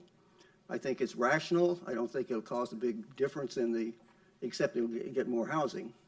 And I'd like to see us take to whatever it works out best to get this done, get this piece in play, but also not forget about this and go on to something else. I mean, we could, adopt the amendment to it tonight and go forward. I don't know that would really change what you're working on, but it would add something different to it. So I'm just throwing that out there. I think it's something we need to think about on that. And I would be interested to hear other council members' comments on that as well. But otherwise, I'm ready to go on. I think it's a great thing to do, and we need to move on it now and get started. Thank you, Councilmember Stokes. Councilmember Zahn?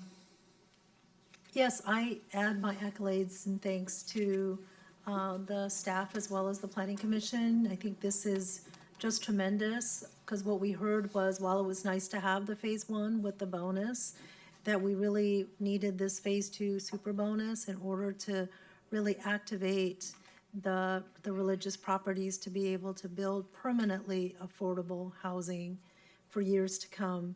And I really like the fact that this is a city-sponsored rezone for this set, so that they don't have to come individually, because it's both the religious properties, the affordable housing developers, as well as our own staff time to have to go through these individually. So I really appreciate that work.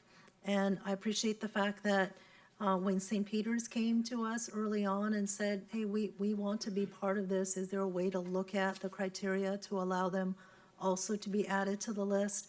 I believe that when we were able to look at both arterial streets or frequent transit network, then they were able to be added. So thank you for really taking a look to see what's possible still within a watershed of accessibility. So I really appreciate that. I would say that for me, I also want to make sure that we are looking at each parcel and some of the specifics there, because what struck me about the Jubilee Reach ask was, an ability to have just a little more height, but then it was able to preserve more trees and have a little better setback.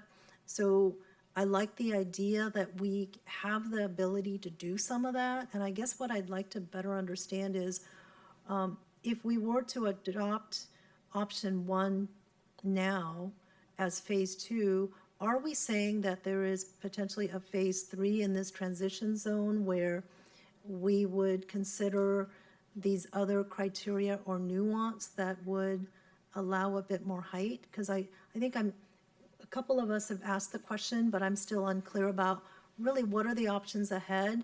And then my second question is, since this was asked by Jubilee Reach, do they have time for us to look at this as like a mini phase 3, or, because I don't want to hold up the other religious properties that may want to move forward, trying to make adjustments for one parcel.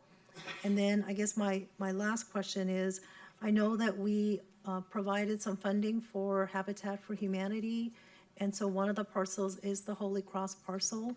Is that conditioned on this phase 2 passing as soon as possible? So I guess those are my questions. Thank you. Yes, thank you. I'll try to address all of those. First, because it's on the top of my mind, the Holy Cross property, that project I think is moving forward. They're going through a planned unit development that is under review now, so it's not necessarily contingent on this work. However, a number of other organizations are really eager to move forward with phase 2. I did want to clarify the specific ask and how it relates to our transition area standards. Because under our existing code, we already offer an additional story of height for multifamily affordable housing projects that are located outside of the transition areas. So our transition areas apply to the 300 feet from single family areas, and within that area, there's a hard maximum on height currently in the code. So essentially, they're limited to the maximum height that is allowed in the underlying land use district, so that extra story of height, which is available outside the transition areas, is currently not available in the transition areas. So the specific request from Jubilee Reach was to basically take away that limitation from subjecting the Suffolk properties to that transition area height limit, which was intended as a way to offer some transition between the single family and multifamily areas. It does not change the overall density that's possible on these properties. We did hear from Jubilee Reach that allowing that extra height would help allow them to do a structure that they thought would be better for the site, but it did not necessarily limit them from achieving that density. So our thought was that with looking to the comprehensive plan periodic update process, and especially thinking about changes happening with 1110 and others, it might be helpful to think more about, how are these transition areas really working in the city as we're thinking about incorporating other types of housing in some of those single family districts. Does that answer all of your questions? So what I'm hearing is, it sounds like it's maybe not necessarily a phase 3 for C1 as a holistic view of the transition zone in light of 1110 and all the rest of the housing bills that passed. Yeah. And if my colleagues are interested, I believe that's what the mayor was recommending as well, that I would be supportive of that. Yeah, as and we will another note, step. kind of one of the challenges with this type of LUCA is that because we're designing it for eligibility criteria that could apply to any property that meets that bucket today or in the future, it kind of naturally limits our ability to necessarily take advantage of every opportunity on every individual site, because it's a trade-off for ease of process versus kind of that in-depth site-by-site analysis that you could do through other means. So. Yeah, I think the biggest thing is they also talked about the ability to preserve more tree canopy if we were to get just a little more height, and we know how much we care about our trees. So I would just say that it may take a little more threading the needle, but it seems like that's something that we've talked a lot about of trying to make sure that we get housing and trees. And so we thinking really carefully about that. Yeah, and the tree canopy code amendments are coming up, so. Oh, okay, great, thank you. Yeah. All right, thank you. Councilmember Barksdale. All right, thank you, Deputy Mayor. I'm excited about moving this forward and not holding up the existing religious organizations that are ready to move forward. Also, you mentioned that it doesn't create additional density. So in that sense, from a cost benefit perspective, we're holding up additional religious organizations, not for additional affordable housing necessarily. So I'd support moving forward and engaging with Jubilee Reach to figure out what that might look like in the future. Thank you. Councilmember Robertson, would like me to go first, or Yeah, go do ahead. you want to reveal your thoughts I just now? wanted to hear what everyone had to say. Okay. First, but then I'll go and make the motion. Okay, sounds great. Yes. Councilmember Robinson hasn't heard my position on this issue just talked about regarding Jubilee Reach. Would you want to hear me? Certainly, after I've completed my comments, I'll go to you quickly, and then we'll go to Because I Councilmember thought- Robertson. Thank you. I'm also in favor of moving this forward now. I appreciate the great staff work on this. This is a very exciting moment to further achieve our affordable housing goals. I also agree with staff's recommendation that this is a little outside the scope in terms of the Jubilee Reach piece. So I'm just hearing, more study needed, the 1110 consideration, the environmental impact, et cetera. So absolutely keep engaging with Jubilee Reach, but at this moment, I would move forward. One question that I did have, as we can see from the map here, and I've raised this question before, because we can see that the vast majority of these religious and faith-based properties are in East Bellevue. And just for example, there's one here where there's like 6 properties all within 3 blocks of each other. So, and you sent out letters to all of them, and you did get some good feedback, so or interest. So I'm wondering, like right now, for all the East Bellevue properties, what percentage do you think of those properties are intended to move forward? It's really difficult to say. Yeah. So far, the properties that we have heard from have been more diffuse. We have not heard from like too many that are very clustered. Okay. But we expect it's going to be a fraction. It could be that perhaps, one moves forward and their neighbor might be more inclined to be interested, but it's just really difficult to say. It's going to be so dependent on individual factors. Is staff concerned at all about a cluster that might be too close to each other that could negatively impact a specific neighborhood and just some unintended consequences there? And again, I'm just looking at those areas where they're so densely close to each other. So what's staff's thought on that? Yeah, our thought, I think these projects can really be community assets. I think we've got some great examples of how this housing development has happened before, both within Bellevue and in other cities. So I think if we see multiple properties moving forward, it could be a great thing. Okay, fair enough. But projects will go through all of our standard review and permitting processes to make sure that all the adequate facilities are provided. Yeah, which is an important consideration for folks to know. All right, then I'm happy to move this forward, and I'm happy to turn over the mic to Councilmember Robertson. Oh, sorry, right, Councilmember.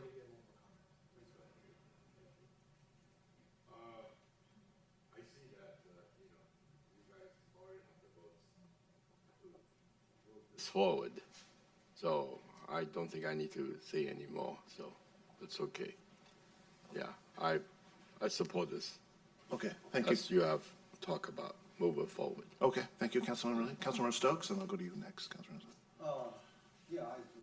I think actually to point out the more of the housing possibly here, but I think going around the city, what's been interesting is you have a lot more apartments and affordable housing, but this kind of housing than we think about.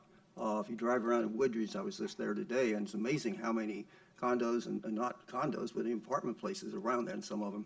So it's a good point to look at this, but I think, and I appreciate that the Deputy Mayor recognizes we need to move forward on this, but it's a good question, so I think we can really help us. This is going to help us look at all the areas in the city. So I think it's a good thing to go forward, and I really appreciate and listen to Councilmember's comments in a minute, but I do hope that we don't put this other Jubilee Reaches and these other questions coming up, these nuances of how can we do better or do different, put those off so it's 2 years from now before we talk about them, because we've got this set up and we'll move forward.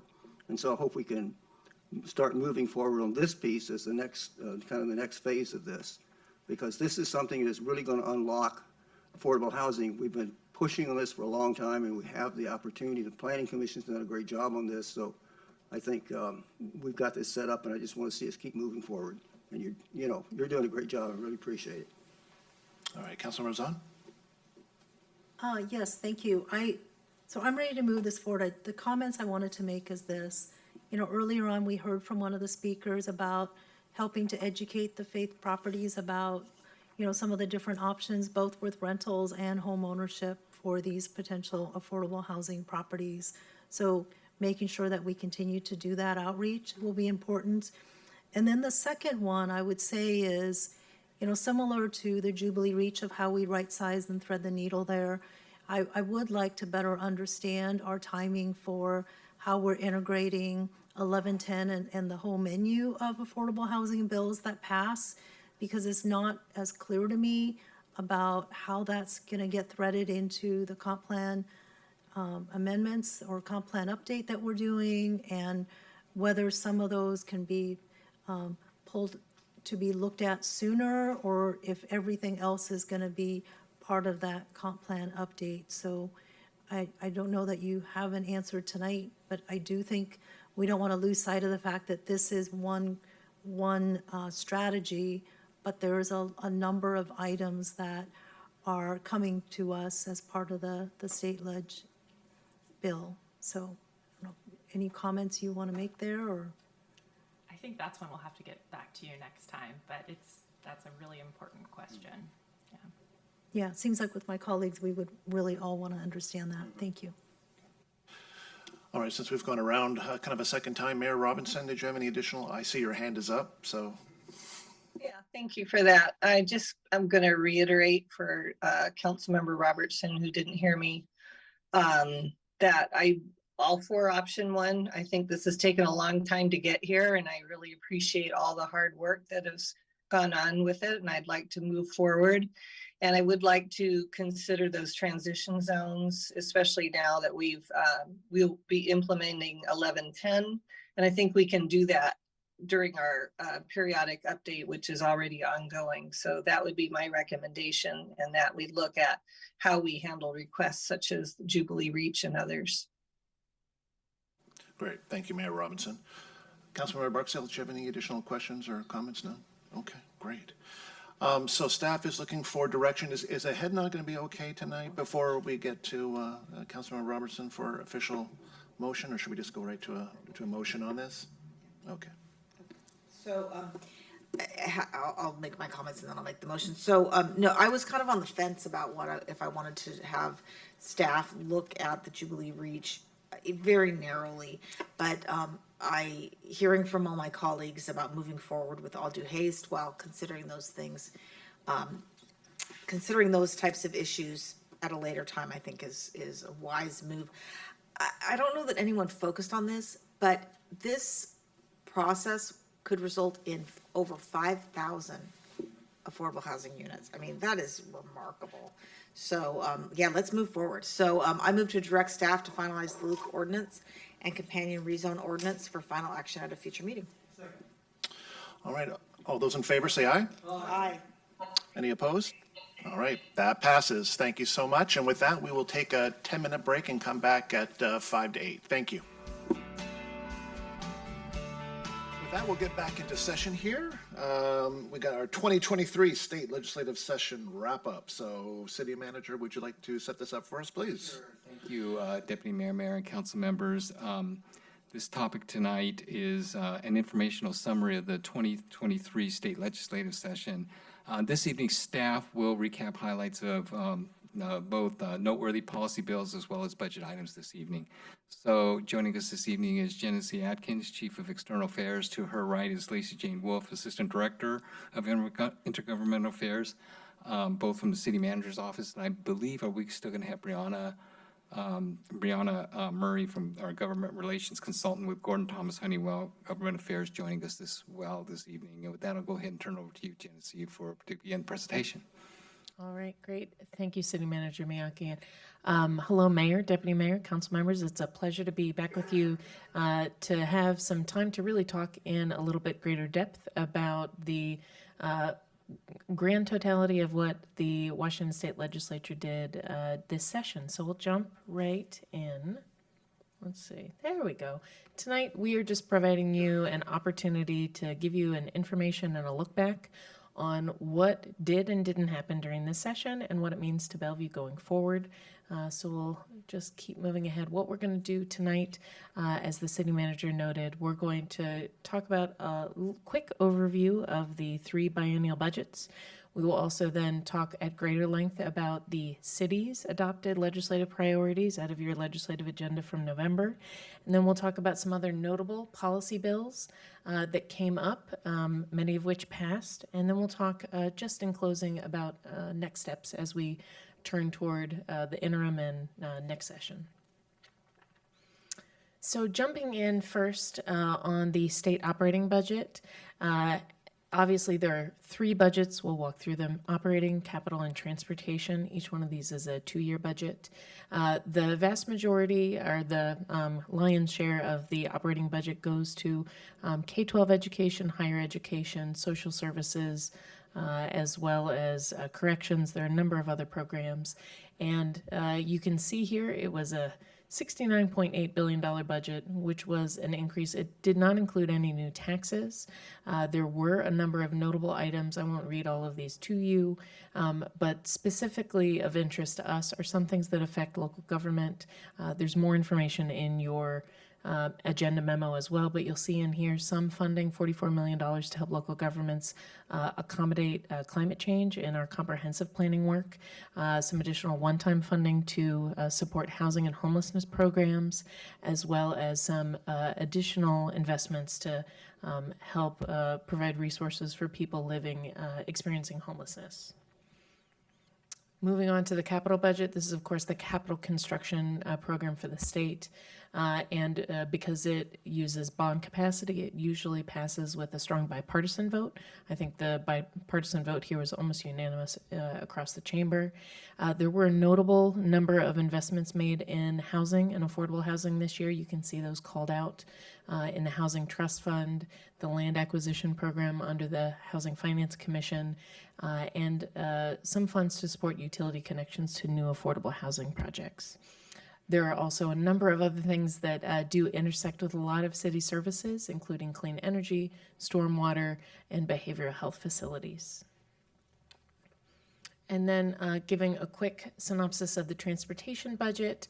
This $13.5 billion budget, a lot of it was implementing the next biennium of the Move Ahead Washington program, which was new last year in 2022, as well as some of the remaining projects from Connecting Washington from 2015. Of course, there were sizable and historic investments in last year's Move Ahead Washington program, where Bellevue fared very, very well. And it's now time to turn to the work of how do we really spread those out across the upcoming biennia. And so WashDOT has been hard at work trying to make sure they are pushing those programs out as at the time that they are ready. They also appropriated Climate Commitment Act revenues to programs that facilitate multimodal programs like Safe Routes to Schools, bike and pedestrian safety, and as well as something that I know came before you all, one of your very recent meetings, talking about Keep Bellevue Beautiful. There's also some funding here that addresses homelessness in WashDOT right-of-way. So then that's at a really, really high level. So bringing it down to what Bellevue carried forward coming out of our adopted legislative agenda. The first bucket or area that I will talk about is affordable housing and land use. This is one of our 3 enumerated priorities for this session. I will say this bucket overflowed. And there were a record number of bills in play this session on housing, land use, growth management, development permits. There was really a lot of interest in really making progress on a number of different fronts this year. And so it was terrific that our legislative agenda really called this out as something that Bellevue wanted to be part of the conversation on. I'll talk about the couple of things you see on this slide. First, House Bill 1110, you remember that as the missing middle bill or the middle housing bill. This bill did pass the legislature. You remember its predecessor from the 2022 session from Representative Bateman.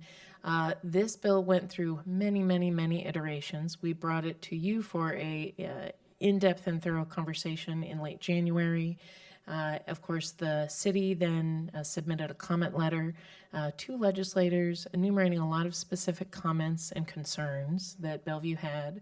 And by working through our legislators, as well as the proponents of the legislation, and in concert with AWC, those specific concerns were remedied and spoken to in the different iterations of the bill, again, as it went through the process, because there were many, many steps.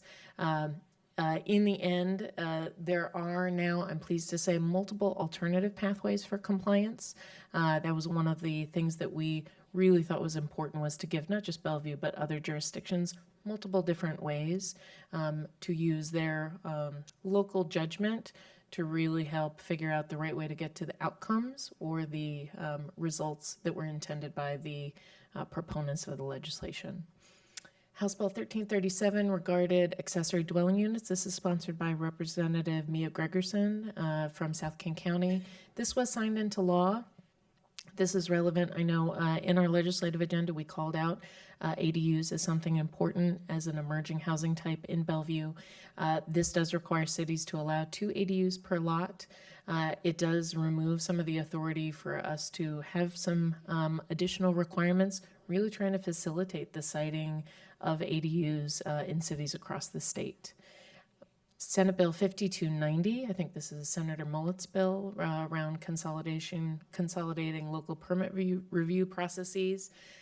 This was I think, Brown, it was a governor request legislation. This establishes a permit review grant program and sets forward new project review timelines. We had a lot of dialogue with AWC and the proponents of this legislation.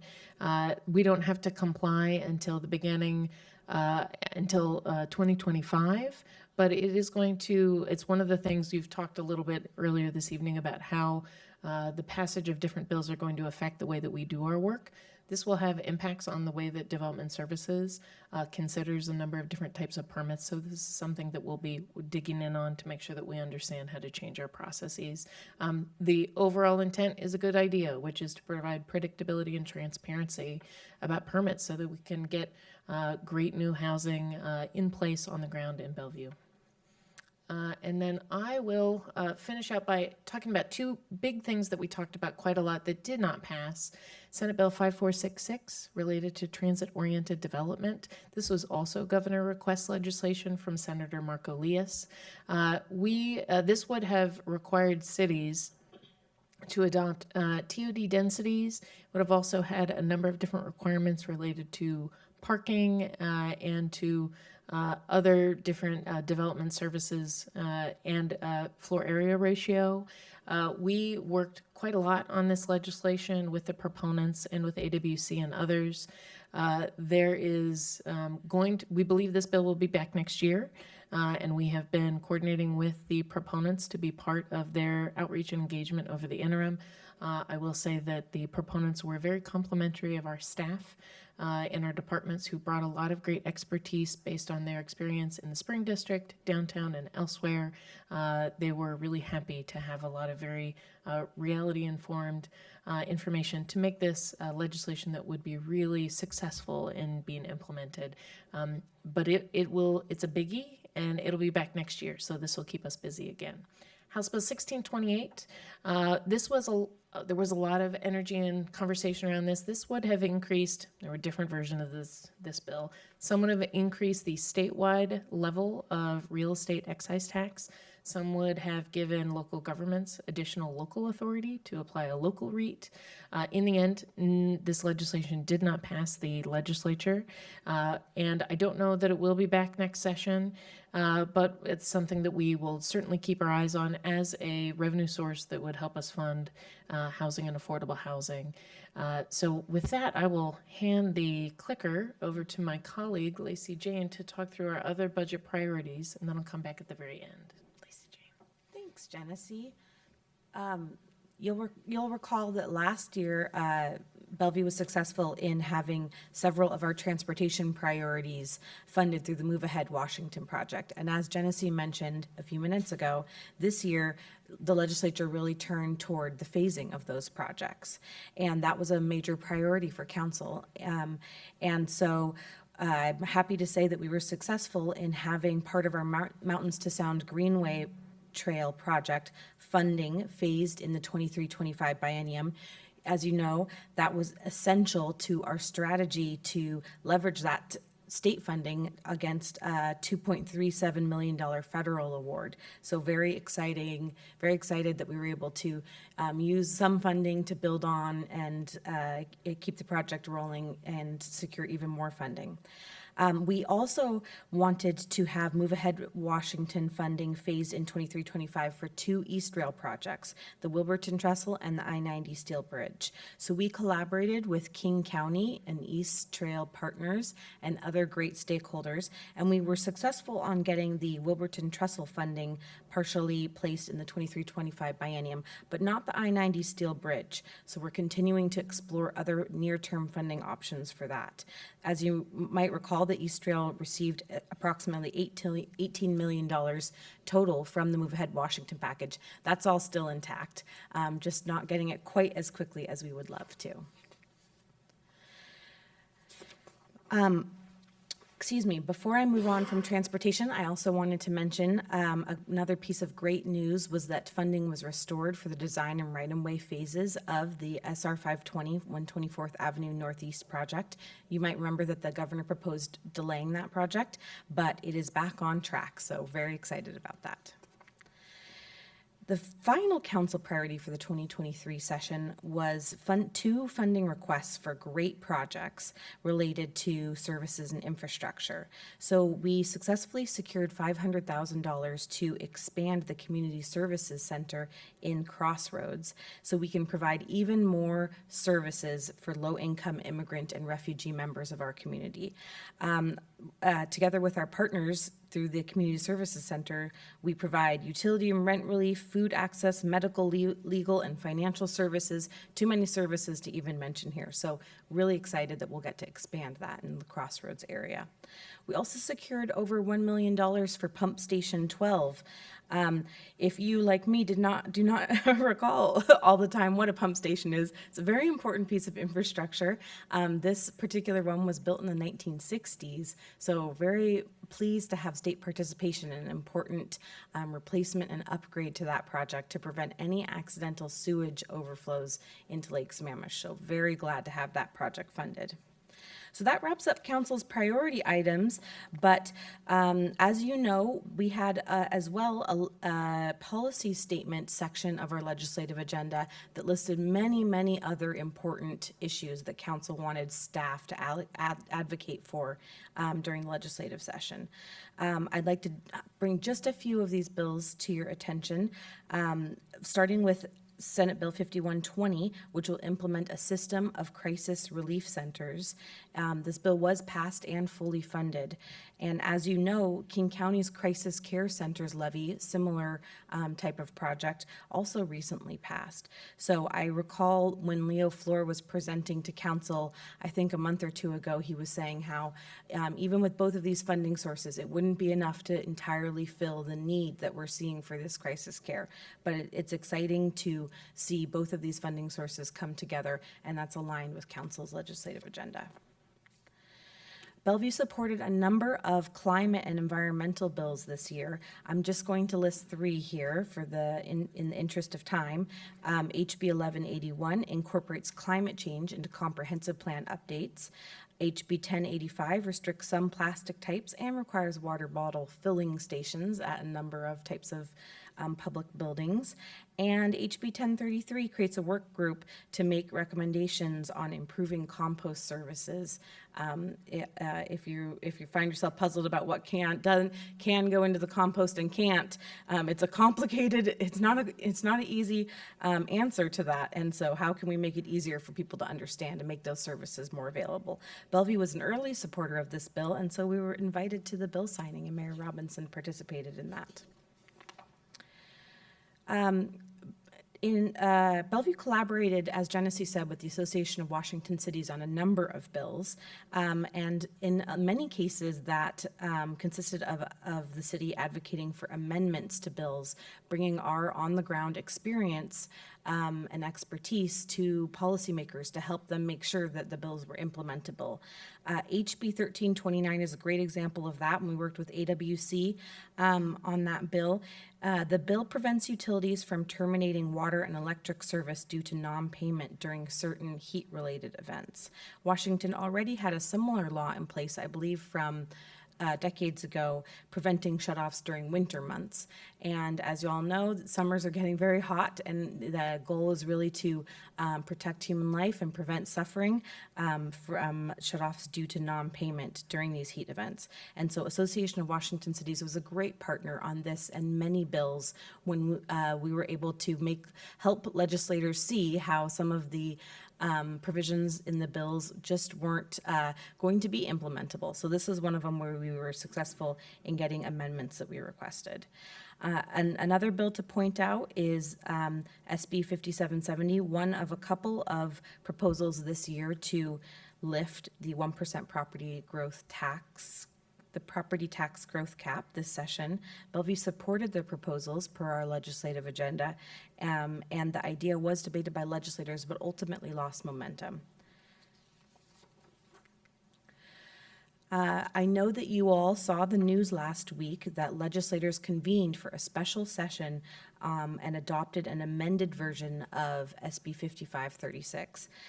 This version makes knowing possession and knowing use of controlled substances in a public place both a gross misdemeanor.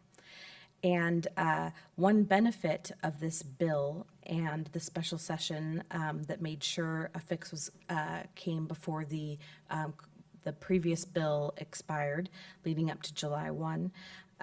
So one benefit of this bill is it establishes a consistent statewide policy on possession and knowing use instead of having a patchwork of different policies adopted by local governments.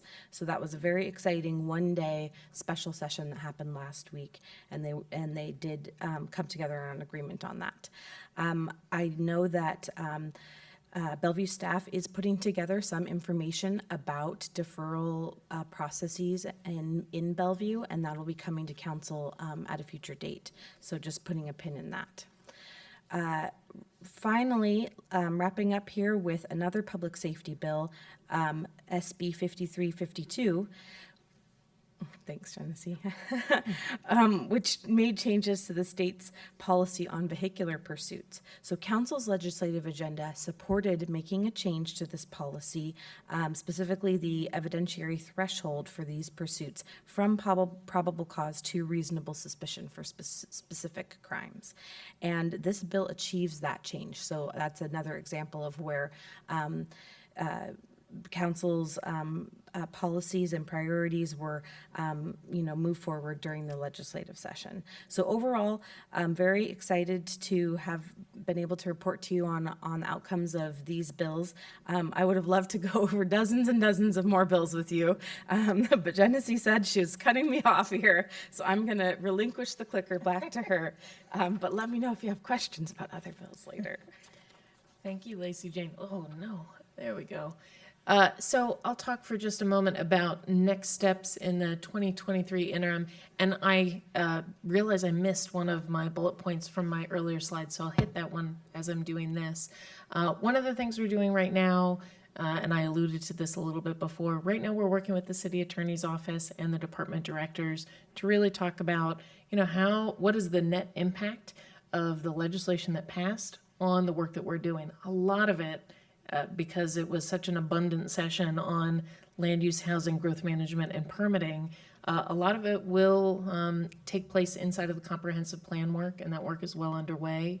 And I think to their credit, a lot of the staff in those departments were already planning and making space for there to be some changes from this legislative session. So right now they're doing that work to really analyze what is the impact of these bills on the work that we already have in flight and what other processes will have to change as a result of this. So that's something we've been collaborating with the city attorney's office and the departments on doing. So that work is underway. We do want to identify what new and different funding opportunities are out there, not just for the next session, which will be a supplemental budget session, but for other venues as well. Part of what is interesting about doing work around intergovernmental affairs and relations is that we get to forge partnerships with different stakeholders and different municipalities. I know we're working really closely with some of the partners we built around some of these issues and around some different federal issues, like federal grants and earmarks as well. So when we have something that is a really important priority for the city, we don't just look to one different sort of opportunity, but we really go, okay, if there's something we want to achieve, what are the different places we can turn and really build some momentum towards some solutions, whether it's funding or policy. So we'll be doing that as we come out of this session and start to think about, okay, what are the opportunities ahead, both in the next state session, but also with the federal government, with the PSRC, with our other regional partners as well. And that kind of really is covered by that second bullet. One thing I do that I skipped inadvertently, overwhelmed by the volume of housing and land use issues, I did not mention, and this is my slip up, I didn't mention the one of our budget requests that was not honored.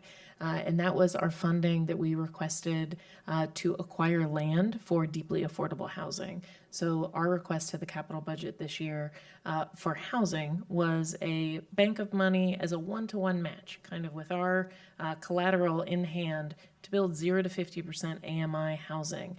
We would be able to build, to purchase the land so that we could partner with a developer to then really focus on the costs above the ground. We're not ultimately successful in getting that off the ground. We had great receptivity from our terrific lawmakers in the 41st and 48th districts, but we were not successful in getting the funding out of the legislature in the format we had requested it. We did have some really good, productive conversations with lawmakers about how we can make better use of the tools that are allocated and appropriated to the Department of Commerce. So that's part of what we're doing is we're going, okay, what can we go together with some other East Side cities on? What can we go with Arch together to try to leverage? What are the different programs that we can really, use to help one another and to amplify the opportunity of state and federal funding, as well as local resources? So that's pretty high at the top of our list to go like, okay, we can do that. Because when we went with our opportunity, which we thought was pretty cool, we also expected to be joined by a lot of other cities. Because planning for additional population per our planning horizons through the PSRC and the Growth Management Act, that's not new. Needing to plan for affordable housing targets, that is a new exercise we're going through the Department of Commerce and with King County. So we thought that a lot of other jurisdictions would join us in saying, hey, the market will help provide housing growth in a lot of the other parts of the affordability spectrum, but at this deepest level, the market alone will get there. We need some money on the table from the state to help us really provide this deeply affordable housing. It will help it happen faster. And so we thought our voice would turn into a choir, and it didn't really happen that way. So we're going to use the different tools that have been appropriated to commerce to really get creative and crafty, because we know the need is now. So I wanted to mention that because I skipped over it inadvertently on the earlier slide. We will be working to thank our lawmakers in the 41st and 48th districts. They have been terrific. They were so accessible to us, accessible to you. They were great thought partners as we went through both the budget side and the policy side. We are very fortunate to have such a strong delegation for Bellevue. And we're going to talk with them not only to express our thanks and gratitude for the policy work and the budget work this last session, but to look ahead to next year and say, okay, it's a 60-day session. What do we want to do together? How can we help you? Let us talk to you about what is next to serve the residents and constituents of Bellevue. And then we will have that conversation over what Olympia types call the interim. And then we will keep bringing ideas back to you as we do that and find engagement opportunities for you with those lawmakers, show off the good work of the city of Bellevue that you, of course, are so responsible for, and then come back in the fall to adopt a state ledge agenda for next year. So that, I think, brings us to a close. As you can imagine, and probably already know, Lacey, Jane, and I, and Brianna are yours to answer any questions you might have here or elsewhere and later. We love this stuff, and it's an honor to represent you in working with our state officials, so thank you. Thank you so much for that great report. There was so much to go. I mean, you could have filled another couple of PowerPoint decks here with additional bills to review and talk about. Just, I don't know, incredibly complicated and so many moving pieces on so many different bills. It just feels like it was a more complicated session, this past session, than prior years as far as I can remember. So just kudos to you, and I hope you and your whole team have time to to relax a little bit after before the next session, but I'm sure you will. But great, thank you again for all your great work, and I'm assuming everybody is going to want to touch on this a little bit, so we'll just do it in reverse order. I'll start first, and then we'll go from Councilmember Barksdale down, and then we'll end with Mayor Robinson there. I will say we still have a lot to get to tonight, so if we can keep our comments to about 3 minutes or so, that would be great. With that, I'll kick it off, and I'm just going to focus on the kind of the public safety piece on this. And Lacey Jean, thank you for mentioning that specifically Blake is going to come back.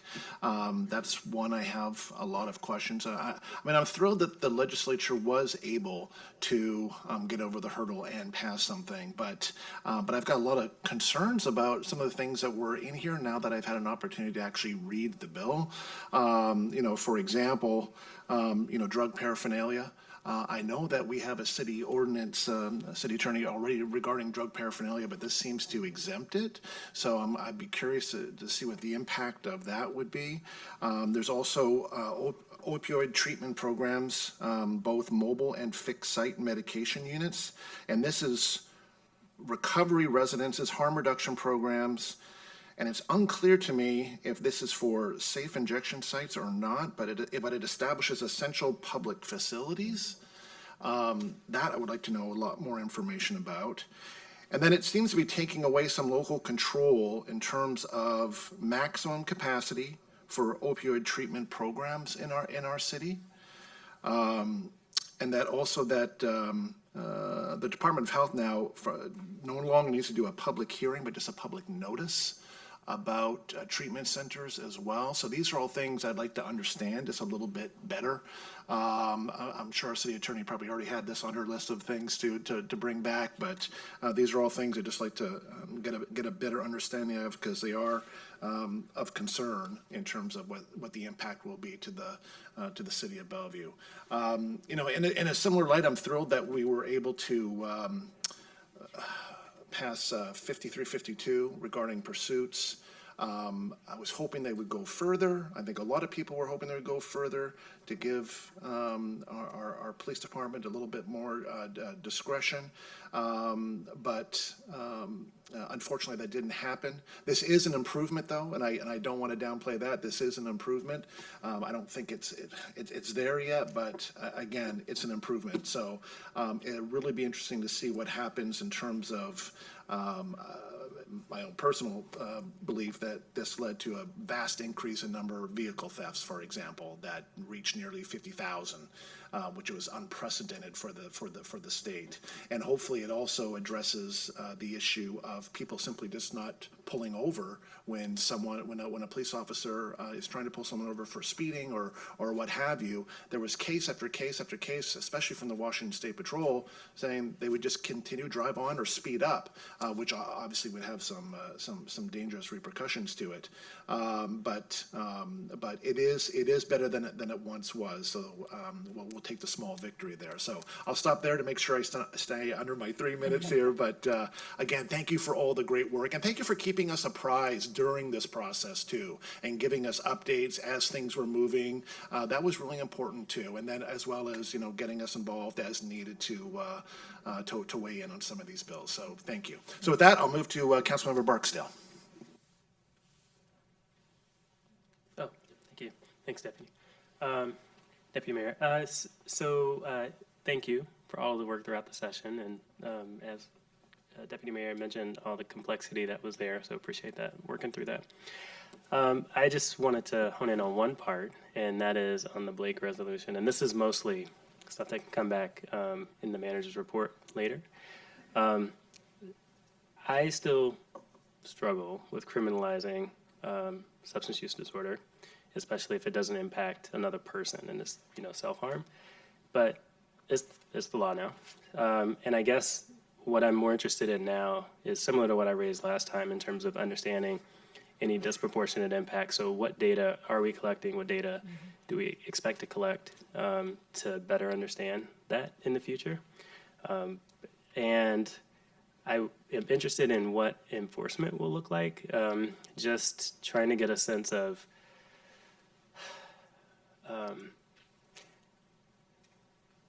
what the balance will be for us in terms of, I'll just speak candidly, I would not want us to go looking for situations, I guess, and take a more of an approach where we are, if we come across it, we're there to help, right? We're to help divert and so forth. And to that point, interested in what programming and services we currently have, but also that we are considering starting to support people who are experiencing substance use disorder. And with that, thinking about community courts. I know we're already talking about it. It's come up as part of the probation advisory board and in our conversations.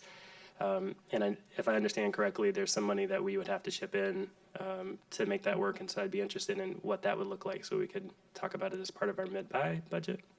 I had a chance to go to the Redmond Community Court and see graduates there, and it was super impactful on those graduates. And so I would love, I know there's additional interest on council from before previous conversations to have that. So I think that's it for now. Thank you.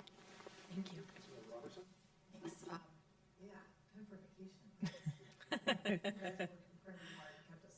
I appreciate it. Yeah, a lot happening this session. The mental health funding increases is really good. The Blake fix has a lot of money for treatment, which I think is really good. I think there's some inconsistencies in the bill and there's some gaps in the bill. The adding the harm reduction to essential public facilities, but then specifically excluding safe injection sites, this is section 12 of the bill, it's good that they excluded those. Our land use code prohibits safe consumption sites. So I'm not sure whether then safe consumption sites that are smoking or eating or whatever other than injection are, it's just confusing. I know that every city is going to be dealing with how to work this out. And the opioid treatment, as Deputy Mayor said, not limiting the number of people that can be in a facility. I think that it's another way that the legislature is taking away local land use control. So I know that our land use staff has got a lot to do to figure out how we take all of these new laws, including 1110 and the ADU bill, and incorporate them as we are required to do. One other issue with the Blake bill, it's legislate in haste, repent in leisure kind of thing. They made some of the sections effective July 1st, others are effective later. And there's an issue with the current law says that police have to divert someone. This says police may. What happens in those 6 or 7 weeks when they're both in, when you're starting to analyze whether there's repeal by implication, there's a problem with the legislation. So that's just, but I agree with Councilmember Barksdale about community courts. I think that's really good. When Deputy Mayor had brought forward a Blake fix, wanting the city to do our own Blake fix when we didn't know if the legislature was going to act, one of my comments at the time was that I thought we should consider using some of the opioid settlement money for funding addiction treatment. I think that we should still consider that in addition to the community courts, but I would want to do addiction treatment that is not including safe consumption sites. Let's get an addiction treatment that actually helps people get clean. And the community courts are going to work a whole lot better and help a whole lot of people who suffer from drug and alcohol addiction if they are actually put into those community courts by being criminally charged. So that's where I think the Blake fix can work really well with that kind of, if we have money for treatment, we have community courts to help people make good decisions, but we also have the hammer of, making bad decisions, because for many, many people that suffer drug addiction, it is not their only crime. They do a lot of other crimes to support their addiction. And it's, we need to help them help themselves. So I guess I'll just end there to keep things tight for the evening. Thank you. Councilmember Zahn? Thank you, and I agree with my colleagues about all the hard work you did, and our state legislators in the 41st and 48th as well. So I'll have comments that are kind of embedded with some questions for you.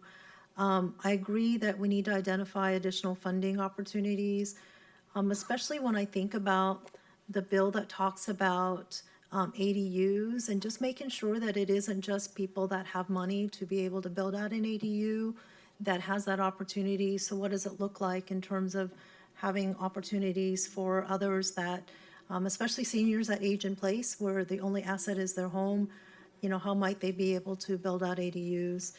And the Housing Trust Fund, I'm curious about the 400 million. Is that an increase from previous, and does that mean that there's more funding available from the Housing Trust Fund? Because I had heard that there's more need than there is funding, and so when we have developers that apply for affordable housing, that's not as available. Same question with the clean energy capital budget, whether some of that money might be available for our own municipal greening of solar roof, electrifying our fleet. And so again, really looking at how we maximize the state funding potential to help augment the funding that we have within the city. I echo my colleagues' comments about the community court. I remember when I brought it up several years ago, it sounded like King County funds the one for Redmond and maybe one in South King County. So is that another space for us to look at funding for community courts so we're not going it alone? Because I do think that having these pretrial diversion programs is going to be really, really important. The one about the crisis relief centers of 23 hours, is that something we can advocate to make sure that there are going to be those on the east side so that, when we find someone in crisis in the community, that there actually is a landing bed for them to go?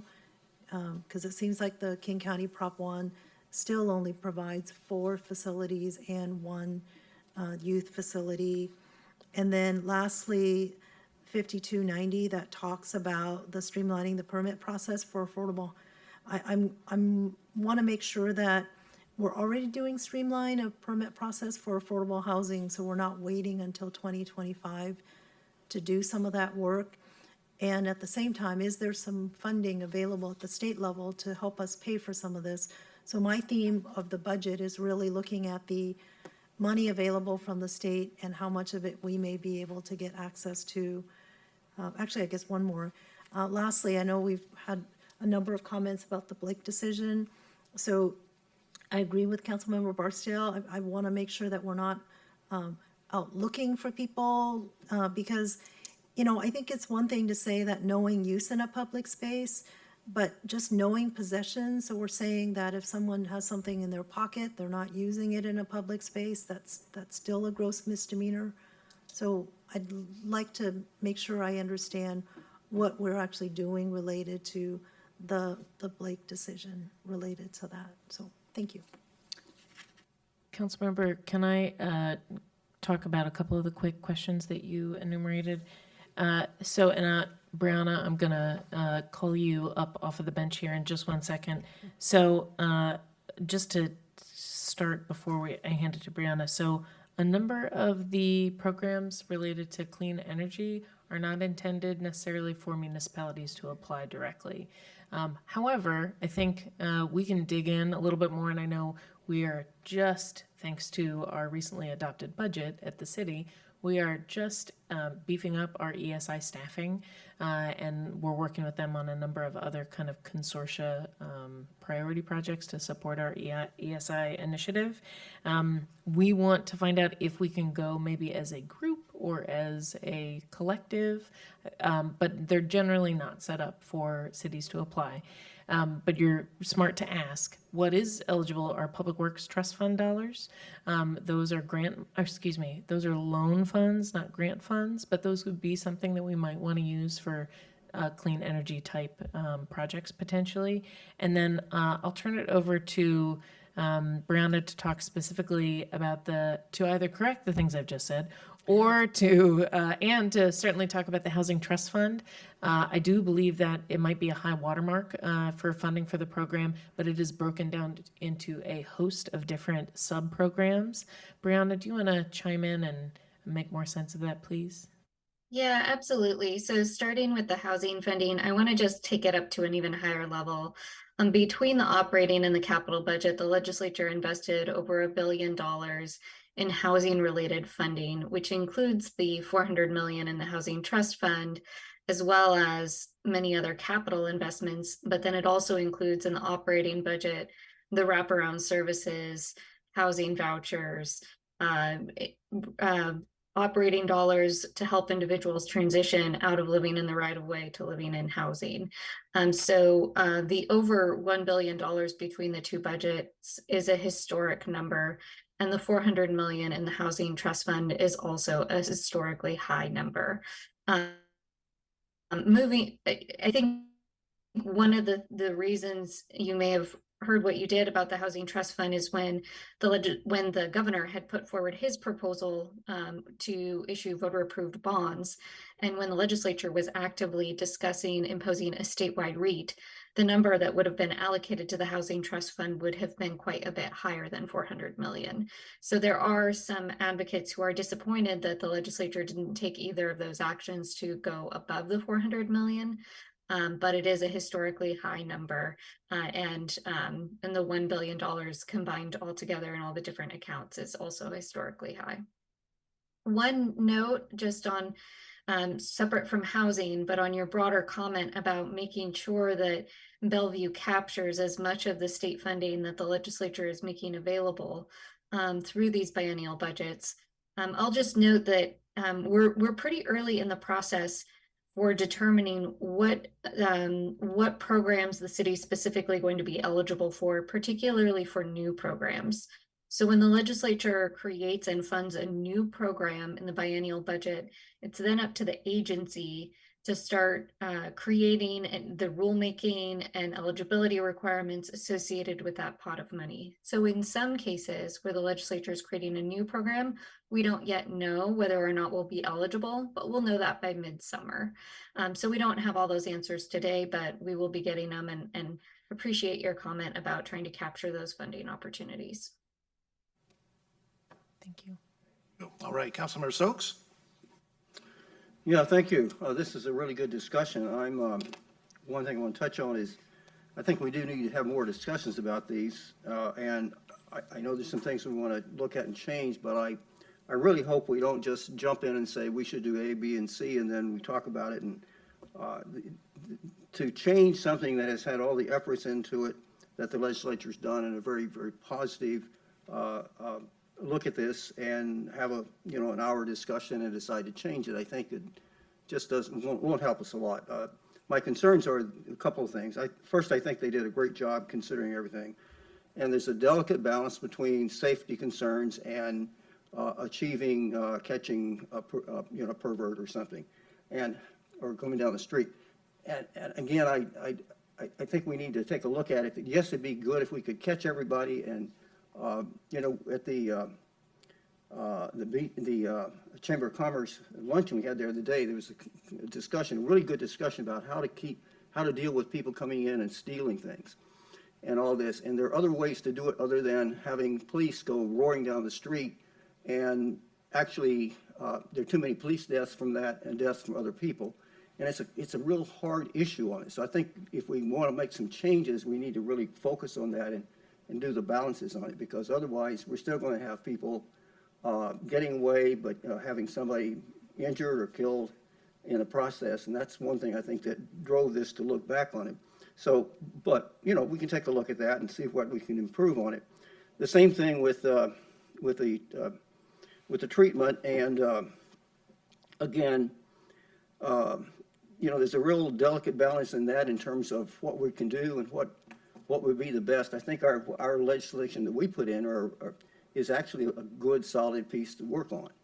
But the other factor is this, with both this and the pursuits, is that this is not all done. We don't have a border around Bellevue so that we can control all of that. It happens in all the other jurisdictions and up the roads. And again, we have to do something that's rational. And the question is, the other is, we don't have, when it comes down to it, we don't have the funding to do all the things that we can think of, and we should have police or others going off doing. So I think we need to have a good foundation. And it's not it didn't change anything that we, in our legislation really. Had we put that in place, we wouldn't be doing these things either. So I think we need to make sure we're not going to try to overreact to what we didn't get put into the decision on this, or the legislation. So I think it's really good. We just need to work on this. The issue on of cities and getting people in treatment and all again is again a very much of a, you know, we're not an island. We don't people come and go in this, and I think again the legislation we have on that is really helps us move forward, and what the legislature put in place will make a lot of difference. Sometimes we're arguing about what certain words mean, and what we need to look at is again, I think give this legislation and give this piece of time to see what works, and we can you know, make additionals and improvements as we go along. But I just think it would be a kind of quixotic thing to say, well, we don't like it, it wasn't perfect, so let's go after it and try to do something else, instead of seeing how can we make it work. And I think we're talking about the same thing. It's just how we look at it and forcefully. I think we, you know, the whole thing was a good job. It's the perfect, it's not achievable, but I think they did a pretty good job. And there are things that we can work on, but I hope we don't get caught up in well, this isn't perfect, we want to do something else and spend a lot of time on that instead of working together with it. And I think we can do that. The one thing that really bothers me about this is why we're not getting the I-90 Steel Bridge money. I thought we had got that a long time ago, but I guess not.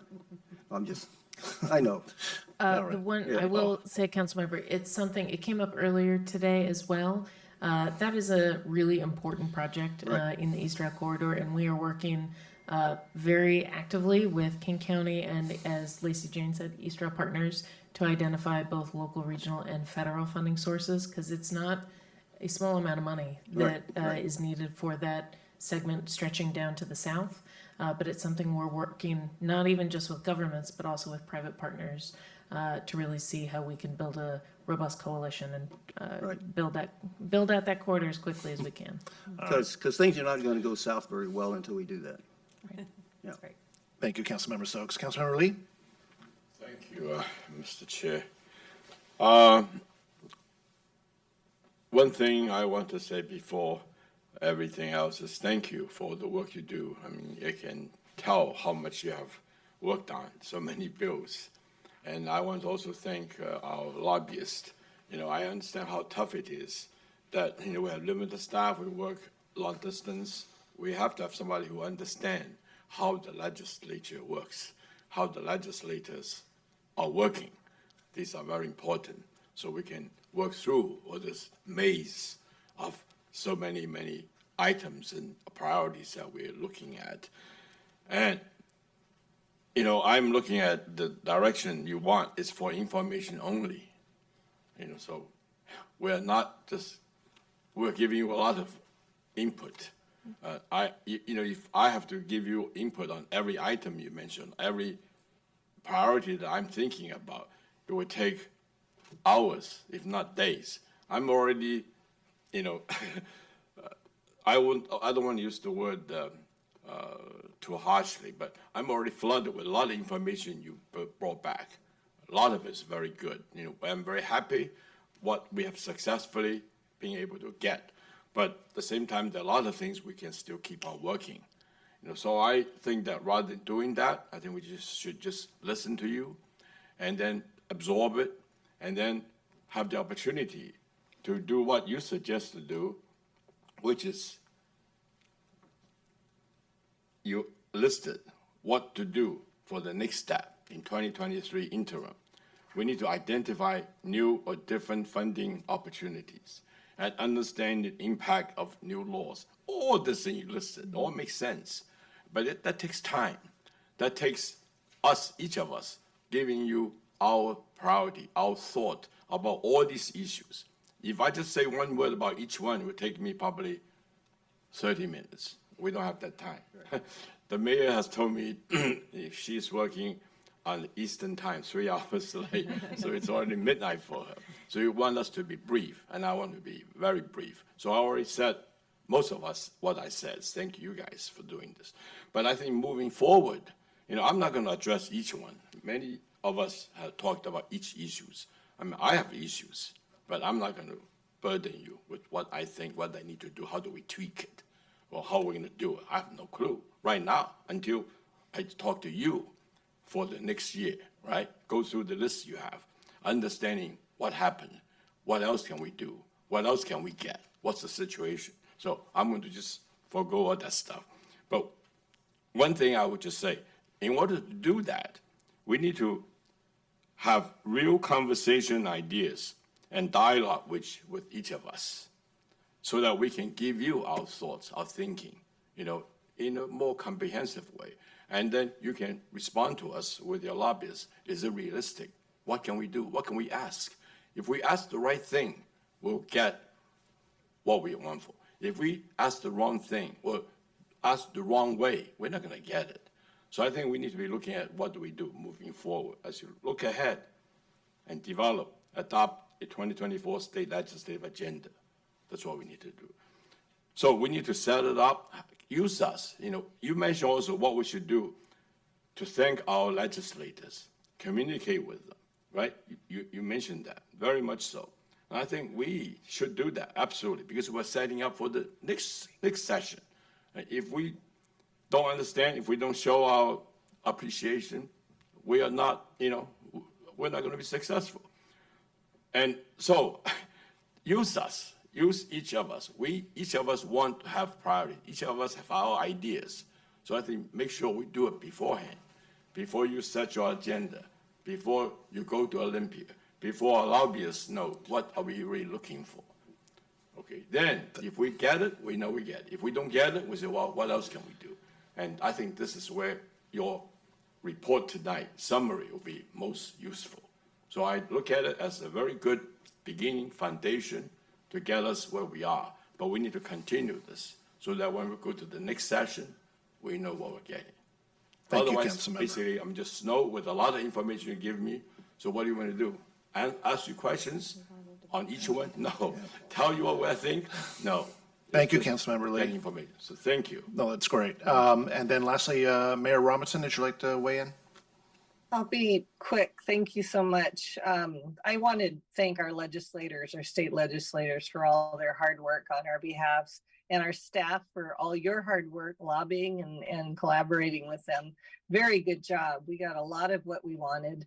I have a few questions, and you can get back to me on it with an email on the answers on these. But as some of the other council members have asked, I'm very curious as to what Blake will look like in our city with the programs and the funding that we already have.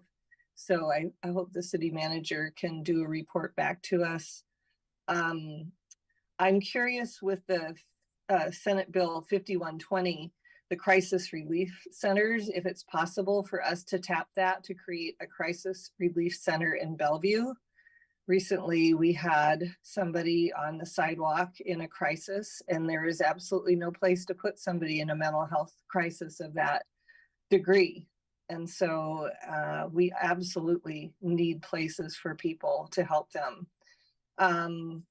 I'm curious about how much rental assistance money we have out of 1406. I know they're allowing more rental assistance dollars to come out of that tax, so I'd be curious to know how much more we're getting of that. And also on the East Trail, I still don't understand why we can't use the existing, is it a bridge going over I-90 the trestle going over I-90. I don't understand why we can't take what we have and add on to that. If that saves money, I'd be really interested in knowing more about that. So thank you very much. Thanks, Mayor. Okay, thank you so much. Next on our agenda item is our intergovernmental affairs, but that's written only. There's no presentation there, so if you have any questions, please follow up via email or phone with staff. So next, we'll move on to Ordinance 6740, final action on the NCR building rezone application. So City Manager would like to set that up? Yes, thank you, Deputy Mayor, Mayor, and council members. Given this, the next item is a quasi-judicial rezone, I'm going to go ahead and turn it over to our City Attorney, Kathy Gerla, to introduce the item. Kathy.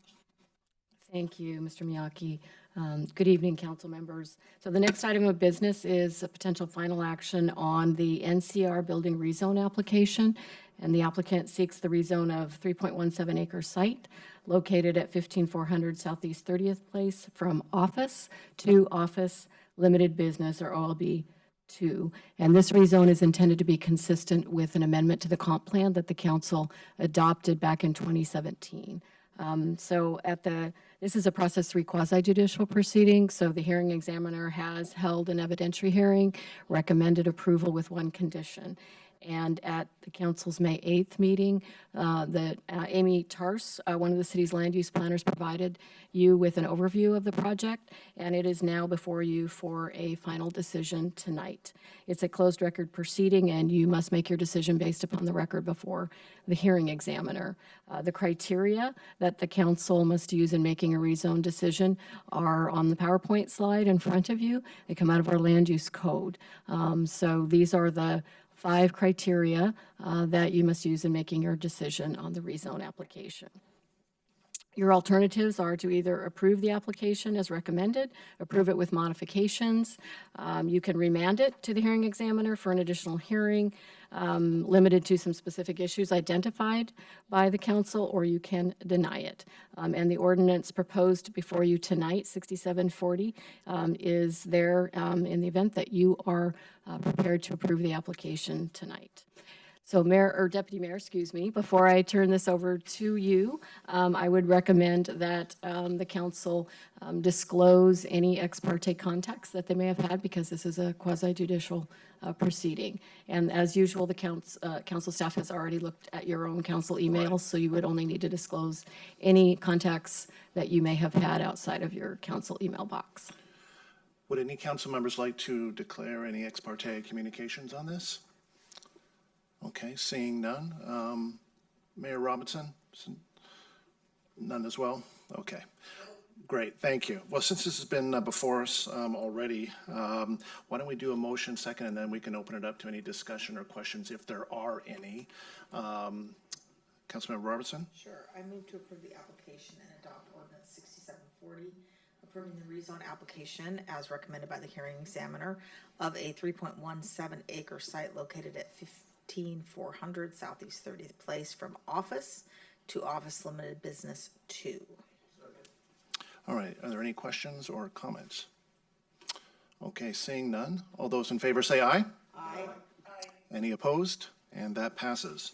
So we'll move on to the next and final item this evening, Ordinance 6741. City Manager, I'll turn it over to you again. Thank you, Mayor, Deputy Mayor, and council members. This is a proposed ordinance establishes the apprenticeship utilization requirements. Just by way of background, this topic was last before the council on April 17th. At that time, staff provided council with the results of additional outreach performed. And what was also discussed was that the apprentice utilization requirements were being discussed during the 2023 legislative session in the form of House Bill 1050.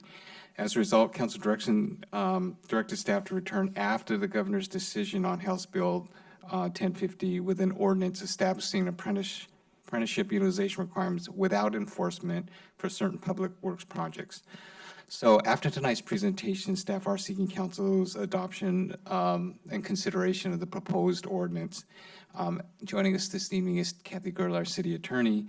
To her left is Karen Fu, assistant city attorney at the city attorney's office. And I know in the background is Ira McDaniel, who's also our Assistant Director for Finance Asset Management Department. With that, I'll go ahead and turn it over to you, Kathy. Thank you, Mr. Miyake. So as Mr. Miyake indicated, when we were here on April 17, we did not know what the legislature was going to do. We knew they were going to do something, but we didn't know exactly what. If you recall, we talked about a House version and a Senate version, and you did direct us to come back after we knew what House Bill 1050 was going to look like and incorporate those provisions into an ordinance, minus the enforcement provisions that are in state law, which is financial incentive and penalty. And we'll come back later after we've gotten some guidance on that. So that's what we're here tonight to walk through with you. And with that, I'm going to turn it over to Karen. Thank you, Kathy. As Kathy mentioned, we're back before you today for action on a proposed ordinance on apprenticeship. Adoption of this ordinance would amend the city code to establish apprenticeship utilization requirements for certain public works projects. We'll start with a brief background for a quick refresher on how we got to this point, move on to discussing the proposed ordinance before you, and then finally we'll discuss next steps moving forward. Since the initial apprenticeship proposal was brought forth by Councilmember Barksdale last year, Council has addressed this topic several times as outlined in the timeline before you. Most recently, as was just discussed on April 17th, after reviewing additional stakeholder input, you directed staff to come back with an ordinance that would incorporate the changes required by House Bill 1050 after it was signed by the governor, and to remove the proposed enforcement mechanism of debarment. House Bill 1050 was signed into law by the governor on May 9th and will apply to municipalities in Washington state, including the city of Bellevue, effective July 1st, 2024. Municipal public works contracts that meet or exceed certain monetary thresholds will be required to have at least 15% of labor hours performed by apprentices. The final version of this bill has an initial threshold of $2 million. This will step down to $1.5 million in 2026 and then down to $1 million in 2028, where the threshold will remain. As an enforcement mechanism, the state law requires that financial incentives and penalties be included in contracts. The bill also requires that the Department of Labor and Industries and the Municipal Research and Service Center provide technical assistance to municipalities on compliance with the state law. The proposed ordinance before you for adoption will apply to public works contracts advertised for bid after September 1st, 2023. This is a delayed effective date, which will allow staff and the contractor community some additional time to prepare. The threshold for the 15% apprenticeship utilization requirement will initially be $2 million. Then, to conform with House Bill 1050, the threshold will drop to $1.5 million in 2026 and $1 million in 2028. The ordinance also includes waiver and reduction criteria. These criteria are largely the same as in the initial draft ordinance previously presented back in February, but have been slightly modified to conform more closely with the language of House Bill 1050. The ordinance provides that the Director of Finance and Asset Management will be responsible for administration, monitoring, and reporting to the council and state. And these responsibilities will include working on remediation efforts with contractors who are not on track to comply. In addition, administrative policies and procedures will be developed to support contractor compliance and to provide technical assistance. In addition, the previously proposed enforcement mechanism of debarment has been removed from the proposed ordinance. To provide you with a comparison between House Bill 1050 and the proposed ordinance, you'll see that both programs are largely the same or consistent, with three main differences. First, the ordinance has an earlier effective date, which will allow the city a head start towards implementation. Second, the ordinance includes supplemental waiver criteria, which House Bill 1050 allows municipalities to adopt. And third, enforcement with financial incentives and penalties has not yet been included in the ordinance, but will be proposed for adoption at a later date once upcoming guidance for municipalities on compliance is made available. If the ordinance is adopted, staff will move forward with preparing for implementation and work with contractors. Staff will engage further with L&I and MRSC on available guidance, especially with respect to enforcement provisions. And before House Bill 1050 goes into effect in July 2024, we will return to you with options for proposed amendments to the ordinance to implement the enforcement mechanism of financial incentives and penalties as required by state law. With that, we'll turn it back over to you, Deputy Mayor. Thank you so much, and thanks for the great report and update and where we are now that the state has moved forward with their bill as well. This is just exciting to be at this point. This is a great effort on all of our parts to get it to this point, but certainly appreciate Councilmember Barksdale leading the charge on this, but as well as, I think, notable work that Mayor Robinson, and I think Councilmember Zahn as well, have been pushing for this as well, and I've been a fan of this since day one, so I'm thrilled that we're at this point. So I'll start there with Councilmember Barksdale, Mayor Robinson, and then Councilmember Zahn, and then whoever wants else to chime in will have an opportunity to do it at that point. So I'll turn it over to you, Councilmember Barksdale. All right, thank you, Deputy You're Mayor. welcome. And also thank you to staff for all of the work put into it. Sorry, I was scanning the room for you, Genesee. For all the work that you put into helping usher this through and ensure it conforms to state law too. We're looking at you too. So I don't have much to say. I think I've probably said everything over the many times that has come up. But I also do want to thank everybody for the support up to this point, and Deputy Mayor, you called out Mayor Robinson and Councilmember Zahn and yourself for also taking a vested interest in this as well. So with that, I look forward to the support from everybody else on council. All right, thank you. Mayor Robinson? Yeah, I have nothing to say. I'm just very pleased to see this move forward. I know that I and Councilmember Zahn were working on this years ago and didn't get much traction, and I'm really pleased to see Councilmember Barksdale's success with this. So very supportive of it, so thank you. All right, thank you. Councilmember Zahn. Yeah, I also thank the staff and Councilmember Barksdale for pushing ahead, because you know, I think that these were things that we talked about early on before COVID, and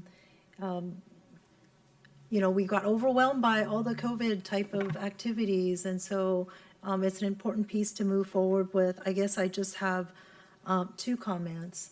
One is that as we look at the technical assistance from L&I and MRSC, really trying to create some consistency amongst the public owners around what incentives and penalties we want to use.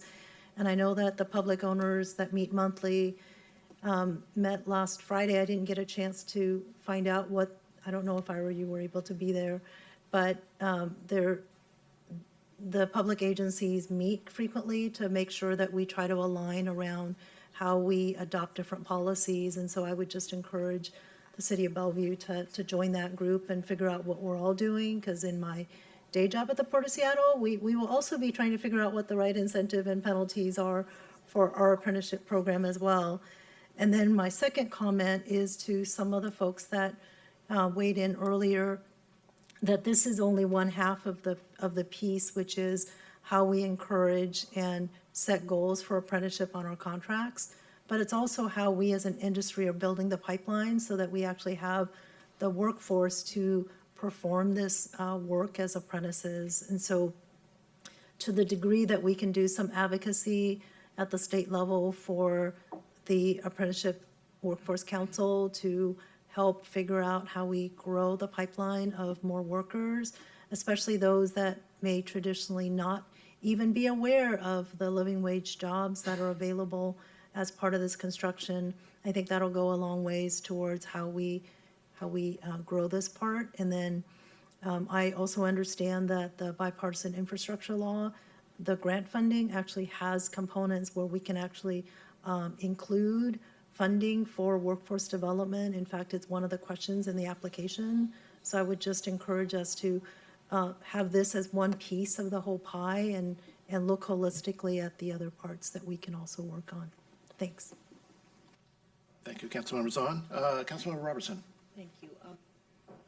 My mic on. Not a lot more to add, but just wanted to thank staff for the comparison chart and for being so prompt at incorporating the changes from HB 1050. One thing I wanted to point out that is different, that I'm really glad is different, is that the small business veteran and WIMBY use, women minority-owned businesses, under the House bill, it's only a one-time report, but we're going to look at that every year. And I think that that's really good, because one of the concerns I had about the apprenticeship program was that it could potentially have the impact of reducing small business and WIMBY and veteran share of contracting. And looking at that every year, I think will be really helpful. It's a state law, but as far as the apprenticeship, but that would be good feedback for us as well as good feedback for the legislature. So I'm very happy to have this move forward. Thank you. Thank you, Councilmember Robertson. Councilmember Lee. Thank you, Mr. Chair. I appreciate what Councilmember Robertson just said. I think we need to pay lots of attention on WMBE, Women Minority Business Enterprise Contracting. I might as well take some credit for this.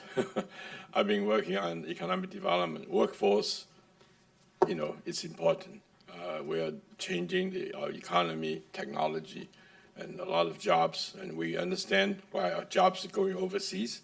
Now we want to bring it back, and so it's important. And I've been working on WMBE contracting for the city for a number of years, because I believe that this is an area where these people need a lot of help, a lot of head up, and I know the challenges they face.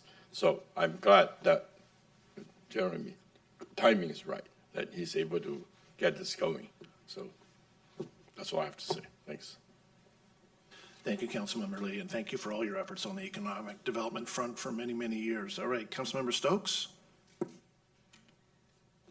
Yeah, this is really, it's one of these things you do work on this and hope to have a day like this when you can feel so great about the whole thing and what we've done. I do want to thank the staff. It's just we couldn't do this work without the staff and the encouragement on this and working with us. And I share Deputy Mayor's enthusiasm and the Mayor's enthusiasm on this and helping get this pushed through. And Councilmember Barksdale and Councilmember Zahn working on this.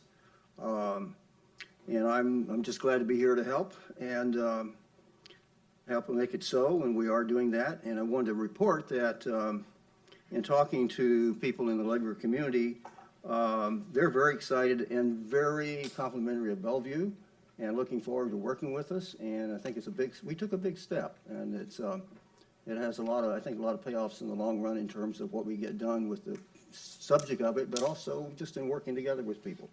So I think it's one of the things, it's a small thing in the whole, universe of things, but it's a big thing for us to do this, and we should be very proud of that. So it's nice to have one of these type of things happen. So thank you very much. Thank you. And Councilmember Barksdale, would you like to provide the motion tonight? Yes, thank you, Deputy Mayor. I move to adopt ordinance number 6741, amending Bellevue City Code Chapter 4.28 to establish apprenticeship utilization requirements for certain public works projects. Second. All those in favor say aye. Aye. Any opposed? No opposed, and that passes. Congratulations. With that, we are at the end of our meeting. I will remind our viewers and those in the audience tonight that next meeting is canceled due to the being a fifth Monday plus a federal holiday. So we will not be here, but you can join us the following week. Thank you so much.